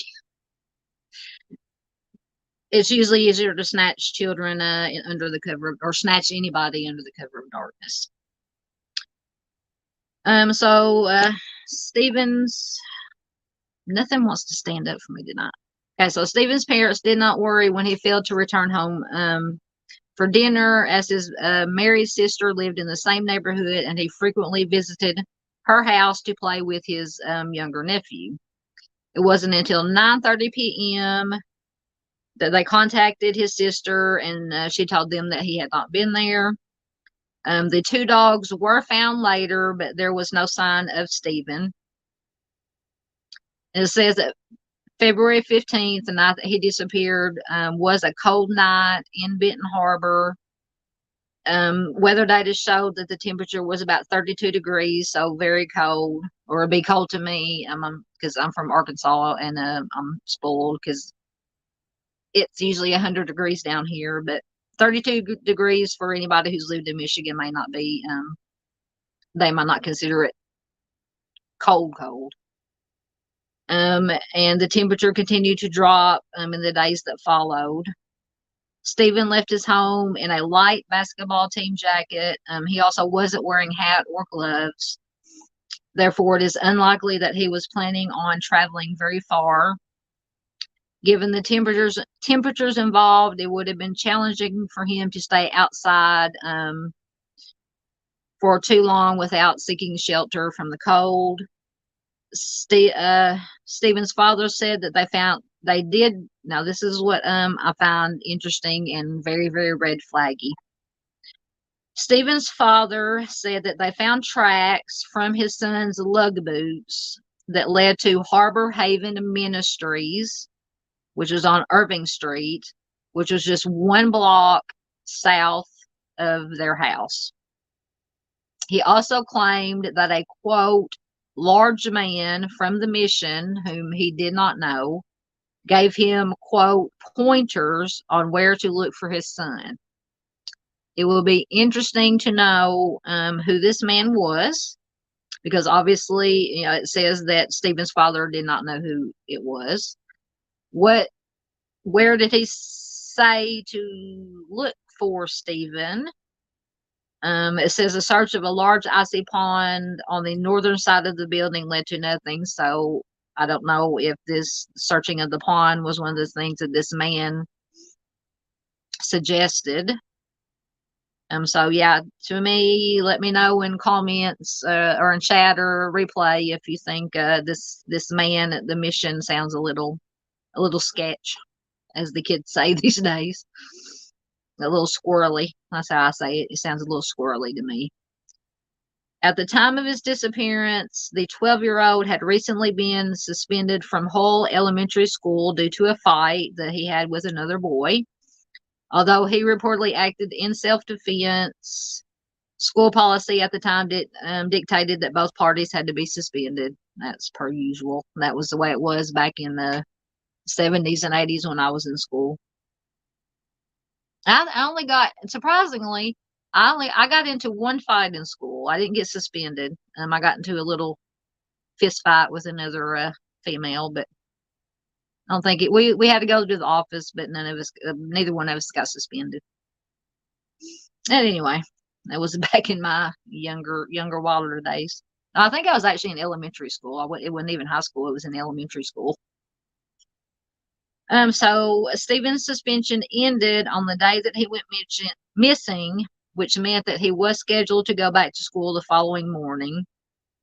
In my opinion, that wouldn't have anything. I mean, you get into a fight at school, you get suspended for, it didn't say how long he was suspended for, but to me, that wouldn't, unless he had other problems going on at home or at school. To me, just being suspended from school would, of course, I don't know. I wasn't there. I mean, that would, in my mind, that would be a reason to run away, but that's just my opinion. In the days following his disappearance, law enforcement officials, the fire department, and a team of 300 volunteers scoured the fields, woods, and the sewer system around his home. Helicopters equipped with infrared cameras were also used to scan the ground below. Following a week of no results, the 10 square mile search effort was scaled down and public volunteers were excluded. During the investigation, FBI agents were brought in to assist the Benton Charter Township Police Department, which had assembled a team of more than a dozen officers. More than 200 tips were received from the public, all of which seemingly led nowhere. Various sightings of the boy also turned out to be false. Stephen's father agreed to take a polygraph test, which he passed, which it says we know that these tests are routine, or maybe not the polygraph test routine, but family members are always the first to be questioned because law enforcement starts from the inside, the closest to the victim, and then work their way out. Although potential suspects were identified, an arrest was never made, and unfortunately, Stephen's case went cold, and he remains missing to this day. So once again, another very sad child just disappears in the blink of an eye and the snap of a finger.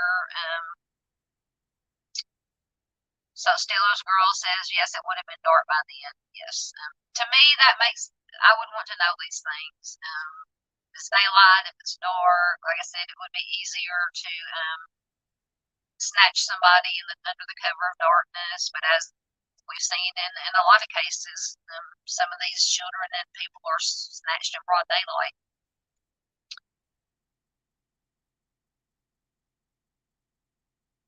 Lone Pony says, wouldn't it be great if mainstream news recycled these cases instead of the other BS that is on their programming agenda? Yes, that would be wonderful.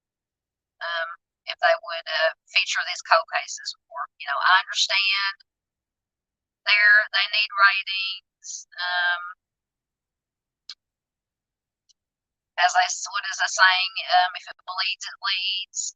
But yeah, if they would give more attention, and I'm not saying, once again, that the Kohbergers, Idaho 4 case, Delphi, Libby, and Abby, I'm not saying that those victims aren't important, but the media, mainstream media, just takes every little bit of, like you say, BS, and just runs with it and just beats it to the ground, and that just drives me crazy. One opponent said, FYI, something happened to the audio. Is it okay now? Please tell me if you can still hear me. It may be a little tinny because I use my phone, so I have to go through my crappy Verizon service, so that might have something to do with it. I apologize. Please let me know if you can still hear me, even if it's tinny or echoey.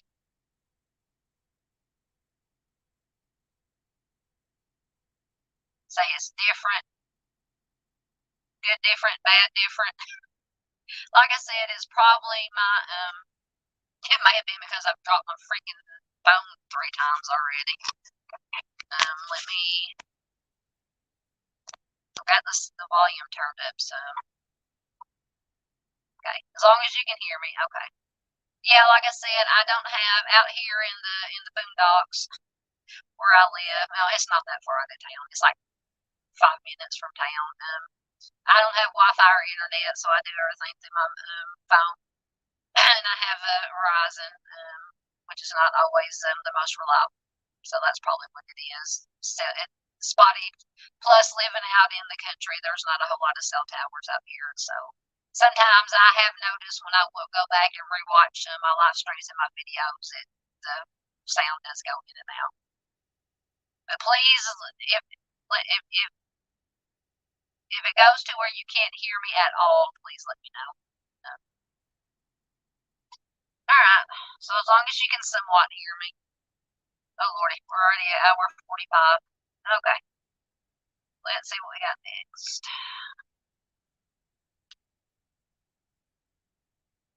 Okay. We got the eastbound strike. So if any of you, which I'm sure, like I said, if you're into true crime, and unless you just had your hole in the ground for the last few months. You know about Rex Heuermann, the LISK, because I can't say the SK, the serial offender. The Eastbound Strangler, they were mentions and rumors. I'm sorry, I had to get my drink. Because this happened in Atlantic City, New Jersey. Apparently, Heuermann had ties to Atlantic City, New Jersey, but he also had ties to Las Vegas, South Carolina, of course, Gilgo Beach, New York. So it was mentioned, and I don't know if it was officially investigated, but it was mentioned that this Eastbound Strangler could possibly have been Rex Heuermann. But anyway. So this happened. There were this is a location where an unidentified serial offender called the Eastbound Strangler dumped the remains of 4 women. It is in Atlantic City, New Jersey. At the time, this was the address of the Golden Key Motel. These days, it is an empty lot. The motel was torn down in 2015 after it suffered extensive flood damage. Excuse me. On November 20th of 2006, 2 women were walking their dogs along an access road behind the Golden Key Motel when they noticed one of the victims' bodies. During a search of the area, the police discovered the remains of 3 more women, so there was 4 total. The 4 victims were all sex workers who had recently disappeared from Atlantic City. It is believed that the offender strangled them to death before placing them face down in a drainage ditch behind the motel. The first 2 victims were so badly decomposed that COD could not be determined. Notably, and this, people have argued that this is staging, posing. Notably, all their heads were all facing east. Their shoes and socks had also been removed. Although the offender did not cover his victims' bodies, the tall reeds beside the access road kept them hidden from view. Despite a $25,000 reward, the Eastbound Strangler has never been identified, and the case remains unsolved to this day. So, like I said, this is one that I don't know if it's officially been investigated, but it has been mentioned as possibly being linked to that Rex Heuermann could possibly have been the Eastbound Strangler. But as far as I know, to date, nothing's ever been conclusively linked to him in Atlantic City. But, all right.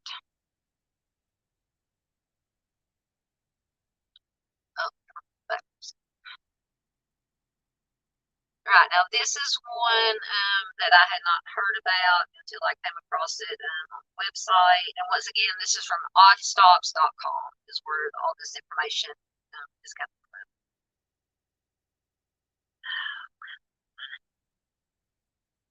This is Brooke Wilberger, and this is Benton County, Oregon. And this happened in 2004. So this picture you see is the location where Brooke Wilberger lost her life. On September 22nd, 2009, the authorities discovered Brooke's body on this abandoned logging road between the towns of Blodgett and Wren in Oregon. By that point, she was only 19 years old. She had been missing for more than 5 years. So I'm assuming, obviously, it was skeletal remains. On May 25th, 2004, a man named Joel Patrick Corby approached Wilberger, or Brooke, while she was cleaning lights at the Oak Park Apartments in Corvallis. Courtney walked over to the young student with a FedEx envelope and pretended to be a delivery driver who needed directions.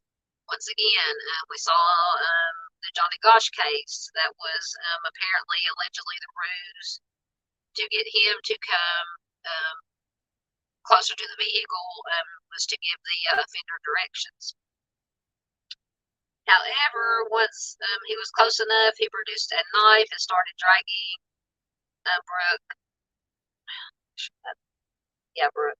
Brooke into the van. Although two tenants in the complex heard a woman screaming, nobody went outside to see what was happening. And to me, I can't say that it irritates me, but because especially in this day and age, if you hear somebody screaming, for one, it could just be just somebody screaming to be screaming. But on the other hand, it could be, bad things happening, and you don't want to get in. Not that you don't want to get involved, but you don't want to take the chance of getting hurt yourself. But you could at least call the police. And I'm not saying that these neighbors didn't call the police, but once Brooke, the victim, once Brooke was in the van, Courtney, the offender, restrained her using duct tape. He then drove for 12 miles before pulling into this disused logging road outside of Wren. After assaulting, essaying her, he reportedly kept her alive at this location for 24 hours before bludgeoning her to death. The teenager's disappearance remained a mystery until 2007, when Courtney was convicted of assaulting another woman.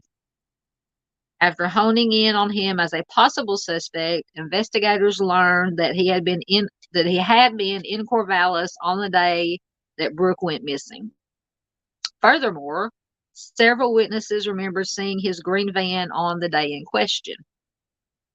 A subsequent forensic exam of the van uncovered Brooke's DNA and hair, so very good evidence. Courtney eventually confessed to the crime after the authorities charged him with homicide and announced that they would seek the DP. A search of the area led to the discovery of Brooke's skeletal remains. According to District Attorney John Haroldson, he said they were well hidden in a spot that was roughly 500 yards up the road.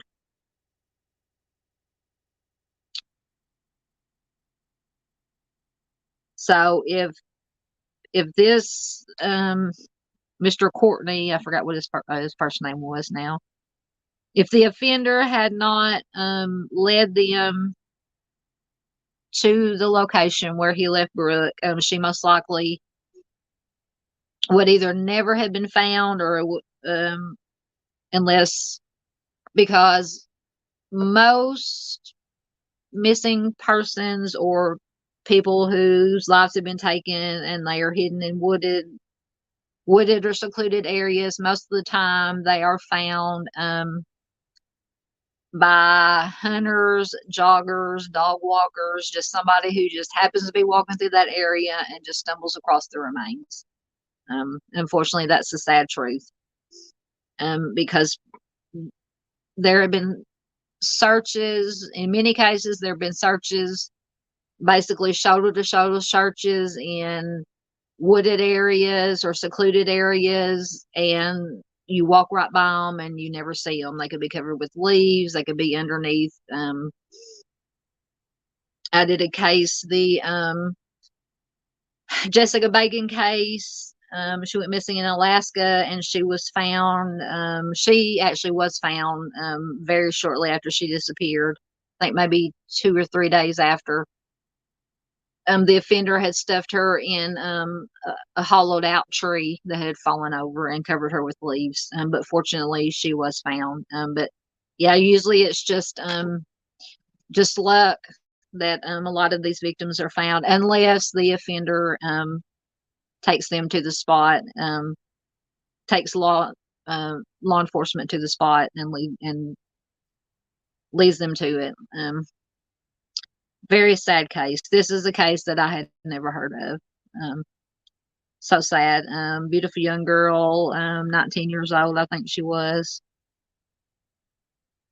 Horrible. Horrible, horrible, and deplorable. All right. Oh, I got to get going. All right. This is the West Mesa, I have to say homicides because I can't say the M word. And is this the one that they also call the bone collector? Was this, I remember something I remember something in one of the chats. I don't know if it was on Chris's chat or maybe one of Mr. Steve's shows. Somebody brought up the West Mesa crimes and something about a bone collector. I could be wrong. I could be crossing two different cases. But if anybody here or on replay or somebody here in chat knows, let me know. So this occurred in Albuquerque, New Mexico in 2009 or in the 2000s. So during the 2000s, an unidentified serial offender called the West Mesa bone collector. So there's my answer. Buried 11 of his victims at this location that you see here on the screen. On February 2nd, 2009, a local woman named Christine Ross was walking in the area when her dog picked up a large bone that was protruding from the ground. Thinking that the bone looked strange, she decided to send a photograph of it to her sister, who worked as a registered nurse. After being told that it looked like a human femur or thigh bone, she immediately called 911. Following, once again, I gotta be a better setup here.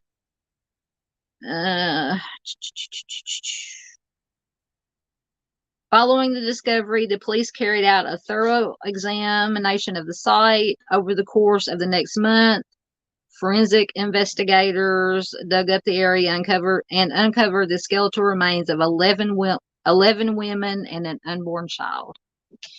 That is horrible. Horrible and deplorable. All of the victims had disappeared between 2003 and 2005. Although most of them had histories of being sex workers and drug abuse, this was not the case with Jamie Barella, who was a 15-year-old with no prior arrest. Judging by the details of her disappearance, it seems as though she was abducted alongside her older cousin, Evelyn, who did have a history of prostitution. The two cousins went missing in April 2004 after they left a family gathering. Sorry, I lost my place. They left a family gathering together and walked to a nearby park. Almost 5 years later, their skeletal remains were found buried at the site on the West Mesa of Albuquerque. Remarkably, the bodies may have remained hidden for decades had it not been for the collapse of the U.S. housing market. Okay. By 2006, the site in question had been covered over and prepared for development. However, those plans fell through after the housing bubble burst and construction ground to a halt. The offender's burial ground was initially situated on the bank of an arroyo, which is a naturally occurring stream that forms in desert climates. When the construction firm covered this arroyo, rainwater could no longer drain away from the area, and as a result, the plot of land began to flood during heavy downpours. After receiving complaints from neighbors, the developers built a wall that channeled stormwater into a retention basin. However, this retention basin was situated in the approximate area of the burial site.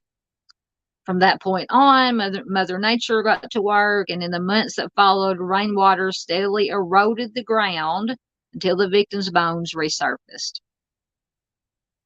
Then that's when Christine Ross and her dog discovered the human femur, and that would spark one of the largest homicide investigations in New Mexico history. Despite hundreds of interviews, no arrests have ever been made. As time wore on and the tips dried up, the 40-man task force dwindled down to just one detective. There are currently two main suspects in the case, both of whom are no longer a threat to society. So I wonder how they know that. We shall read on and see. The first suspect is Lorenzo Montoya. Oh, so he was GSW in December 2006. He was taken out by the boyfriend of a worker that he had strangled to death in his trailer. So he was taken care of. So that's why he's not a threat. The second suspect is a gardener named Joseph Blea, or Blee, Blea. In 2015, he was sentenced to 36 years in prison for SA that occurred during the 1980s, and he has denied any involvement in the West Mesa crimes. Although the West Mesa case remains unsolved, the Albuquerque Police Department is confident that the offender is no longer walking the streets. So that's a good thing, always a good thing, that they feel that there's no longer a threat to society, but very sad for these 11 victims and one unborn child that don't have justice. Yeah, Lone Pony says definite victim similarities. Yep. Usually the excuse me. Usually the offender, or usually serial offenders have a specific type. Although, once again, going back to the case of the week that I'm going to upload Friday, in one of the cases we're going to talk about, there's an offender who had a very wide range, you might say. So, like I said, definitely tune in Friday when I get the case of the week video uploaded. All right. Oh, Lord, we got to hurry. Been on here 2 hours. You're probably getting tired of hearing me talk. All right. Do we want to hear about Jody Huisentruit? That was a pretty widely covered case. Anybody still here, just let me know if you know this case. If not, we can move on to a case that you may not have heard about. Let me see how many cases we still got here.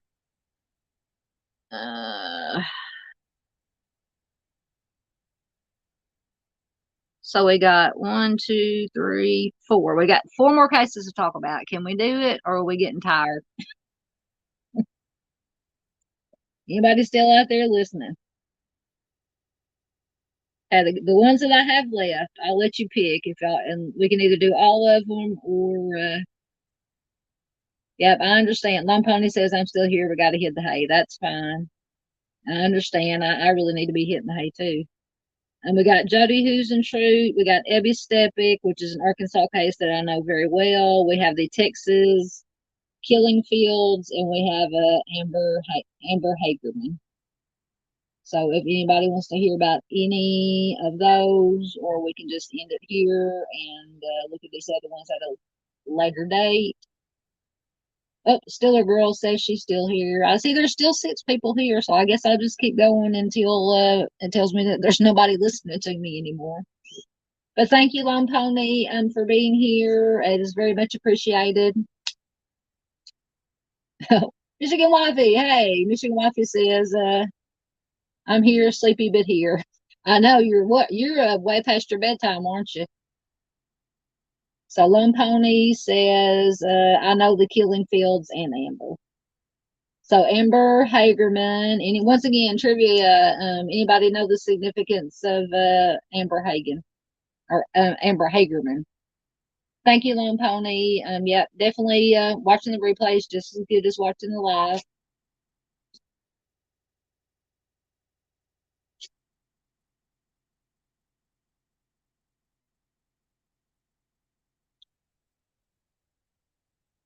Anybody on Amber Hagerman? The significance of Amber Hagerman.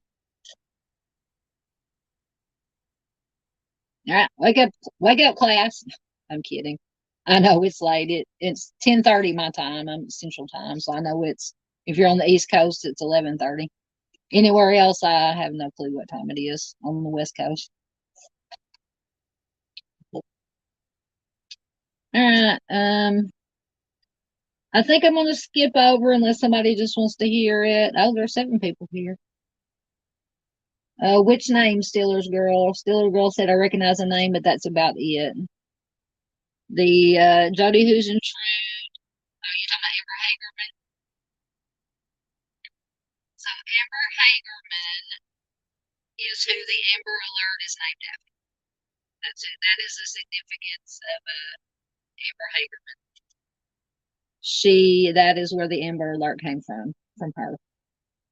So I think, let me just briefly, so she went missing from Arlington, Texas. On the afternoon of January 13th, 1996, Amber and her younger brother Ricky left their grandmother's home and rode their bicycles. Let me go to the right one. Fast forward to Amber. Okay, here's Amber. They rode their bicycles to this parking lot that is seen in the picture here. At the time, the lot sat between a laundromat and a vacant Winn-Dixie grocery store. Not long after, Ricky, the younger brother, 5 years old at the time, returned to his grandmother's house as the pair had been warned not to stray too far. However, his older sister, Amber, who was 9 at the time, decided to remain behind by herself and continue riding her bicycle. At around 3:15 p.m., a youngish, dark-haired man in a black pickup truck pulled up and grabbed Amber from behind. The abduction was witnessed by a gentleman named Jimmy Kevill. He was a 78-year-old retired sheriff's deputy who was standing in his backyard on the opposite side of the fence. So I think in the picture, maybe you can see a fence in the background. He was on the other side of the fence. Good Lord.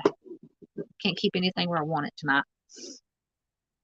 After seeing the abduction, Mr. Kevill immediately called 911. Amber's family members went looking for her shortly after her younger brother returned by himself. However, by that stage, the police had already responded to Mr. Kevill's phone call to 911.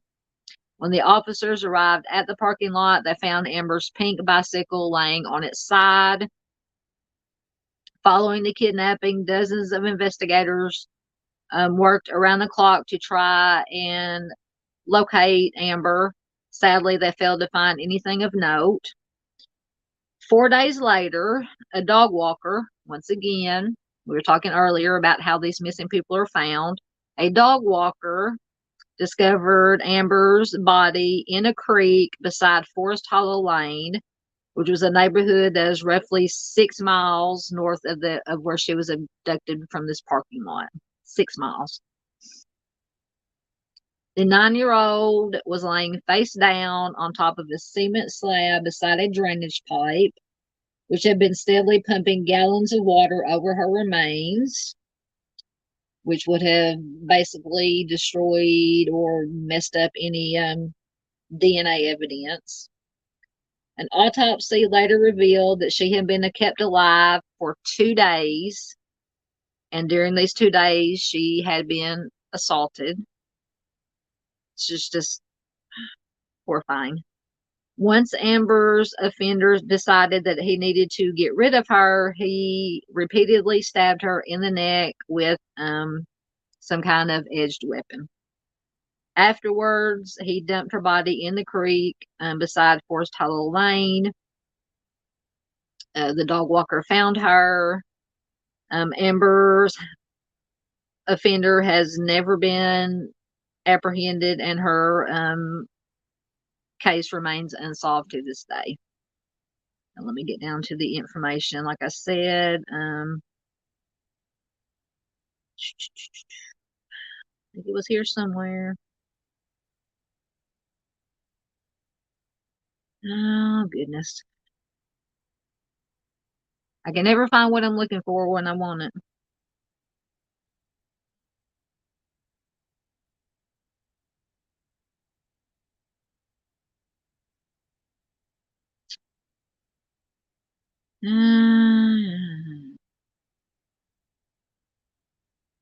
But I can't find what I'm looking for. But needless to say, this is the Amber that the Amber Alert was named after.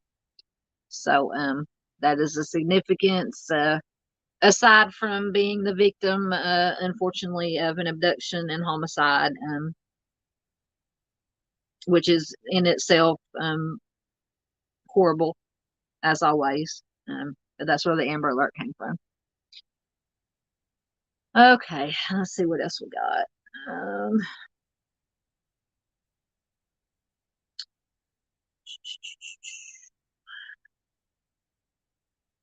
Right. Okay, so I do want to talk about Ebby Stepik because that is a case from Arkansas that I'm very familiar with. Very sad case. All right. So this is Ebby Stepik, and this happened in Little Rock, Arkansas. Like I said, I'm from Arkansas, so I'm very familiar with this case. This happened in 2018. On May 22nd, 2018, police discovered Ebby's skeletal remains in a drainage pipe beside this parking lot. So if you see the red circle, that is the drainage. You've seen them, drainage sites. It's got the manhole cover over it. The top corner, if you would take off the manhole, that's what it would look like. She was not actually found there. She was found on the other end of the drainage pipe where it empties out into I can't think of the word I want to use, to a drainage area where the water flows off. Is where she was found at the other end, but it is connected. I believe it was about 70 feet to the east of this is where she was actually found. By that point, the 18-year-old Ebby had been missing for nearly 3 years. On October 24th, 2015, Ebby reportedly told her mother and stepfather that she had been assaulted by 4 individuals at a party that she had attended the night before. She also claimed that her attackers had recorded the assault on their phones. Later that evening, she texted a number of the men and threatened to report them to the authorities. She also made 2 short phone calls to the Little Rock Police Department. However, the police have stated that there is no report, call logs, or notes to suggest that she ever made a complaint. So I take it, because there was the phone calls were noted. It was known that she made the phone calls, 2 phone calls to the police department, but evidently either she did not say anything, or she didn't say anything about the assault. It is unclear if she said anything on these phone calls. It has never been released publicly that I have read. At around 2 p.m. on October 25th, Ebby called her brother Trevor. During the call, he said she sounded panicked and disoriented. When Ebby told Trevor that she was parked outside his house, he hung up, went outside to meet her. However, when he opened the front door, neither she nor her vehicle were there. So he has no idea where she was. She was not at the house, sitting in front of his house like she said she was. This is a very, very strange case. During their conversation, she claimed that she was effed up. She also couldn't tell him if she was with anyone. So, in other words, whatever was wrong with her, whether she had ingested alcohol and or drugs willingly or had been unknowingly given something to some kind of drug, um, she was so out of it that she didn't even know if she was with anyone or if she was by herself. Very sad. And this was the last time that anyone spoke to Abby. 5 days later, on October 30th, police officers found her car parked beside a lamppost in Shalamont Park, which is where this drainage, where this parking lot is Shalamont Park. The officers were tipped off by a local security guard who reported that a Volkswagen Passat had been abandoned in the parking lot beside the woods. When the officers arrived, they saw that the teenager's makeup and belongings were still in her vehicle. They also noticed that the keys were in the ignition, the gas tank was empty, and the battery was dead. So that would lead me to believe that when either she got out of the car willingly or she was taken out of the car by force, that the car was left running, therefore the battery died and it ran out of gas, and because it was not running. So the security guard who reported the abandoned car claimed that he had seen Abby talking to a group of young men at the location on at least 3 occasions. He also said that he had dash cam footage of her in the company of these men, but that it had been overwritten before he could hand it over to police. So unfortunately, if this and there's no reason not to believe this officer, they the footage was overwritten or recorded over, so they did not have it to see what took place between Abby and these 3 men, or to try to identify who these 3 men were. After being contacted by a private detective, he insisted that investigators from the Little Rock Police Department never reached out to him about the incident. Shortly after Abby's disappearance, a fake Facebook account pretending to be Abby reportedly contacted her mother and claimed that she was okay. However, by that point, it is likely that Abby was already deceased. Although the authorities repeatedly searched the surrounding area with victim recovery dogs, cadaver dogs, they failed to find any trace of Abby. Consequently, for the next 3 years, she remained a missing person. And then, on May 22nd, 2018, the police decided to search the park again. According to one of the lead detectives, the decision to revisit the scene was based on gut instinct. I'll give you my opinion about that. During the search, they recovered Abby's skeletal remains from a drainage pipe close to where her silver Volkswagen had been parked.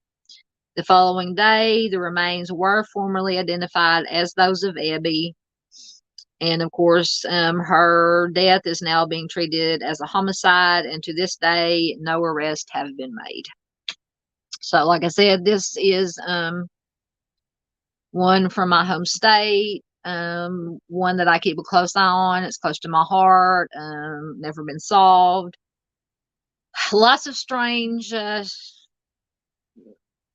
maybe shady things going on. According to, I think it was Abby's aunt, I believe, a few days after Abby disappeared and her car was found at Shalamont Park, Abby's aunt and maybe another friend or family member were walking and just looking. They came close to this drainage manhole cover, and they smelled an odor. We all know what odor. They informed the police about it. apparently the police basically brushed it off and said it's probably just a dead animal. They did not investigate it then. 3 years went by before they finally got this gut instinct to want to go out here and just happen to search this drainage, the other end, 70 foot down to the east, the other end of this this drainage ditch, and that is when they found Ebby's remains. I'm going to have to do, and I've been thinking about it, do a video about this case, because yeah, there are a lot of, in my opinion, sketchy stuff that went on. But that's just my opinion. I don't know for sure. I wasn't there. I'm not an expert. All right. I think we're going to end it there because it's been almost 2.5 hours. But I appreciate everybody who attended the live. I enjoyed having everybody here. Stiller Girl, Lone Pony, everybody else, Michigan Wifey, Dandy Linus, Karen Lee popped in, Junior Johnson popped in. I hope I'm not forgetting anybody. I'm just going down through here. Michelle C was here. Thank you very much. I see 2 people are still here. I don't know who it is that's still here, but the 2 people are still here. If you have any questions or comments, leave them at the bottom, and I'll just want to make sure that I thank everybody that was here. I don't think I've missed anybody. Just going back down through the comments. All right, I think I got everybody. Junior Johnson, Ryu, Carmen was here, Michigan Wifey. But anyway, thank you. If I forgot to mention anyone, I'm sorry. Thank you, everybody who is here at the chat. Thank you, everybody who's watching the replay. I just wanted to bring you these cases, especially ones that I had never heard of some of these before. Some of them I had heard of before, but nonetheless, when it comes to missing persons and unsolved cold cases, that is the heart of my channel. So I wanted to bring you these and get y'all's opinions. And so before you leave, if you haven't already left, or if you're watching a replay, please give me a thumbs up, like, shares, comments, anything like that on a small channel like mine.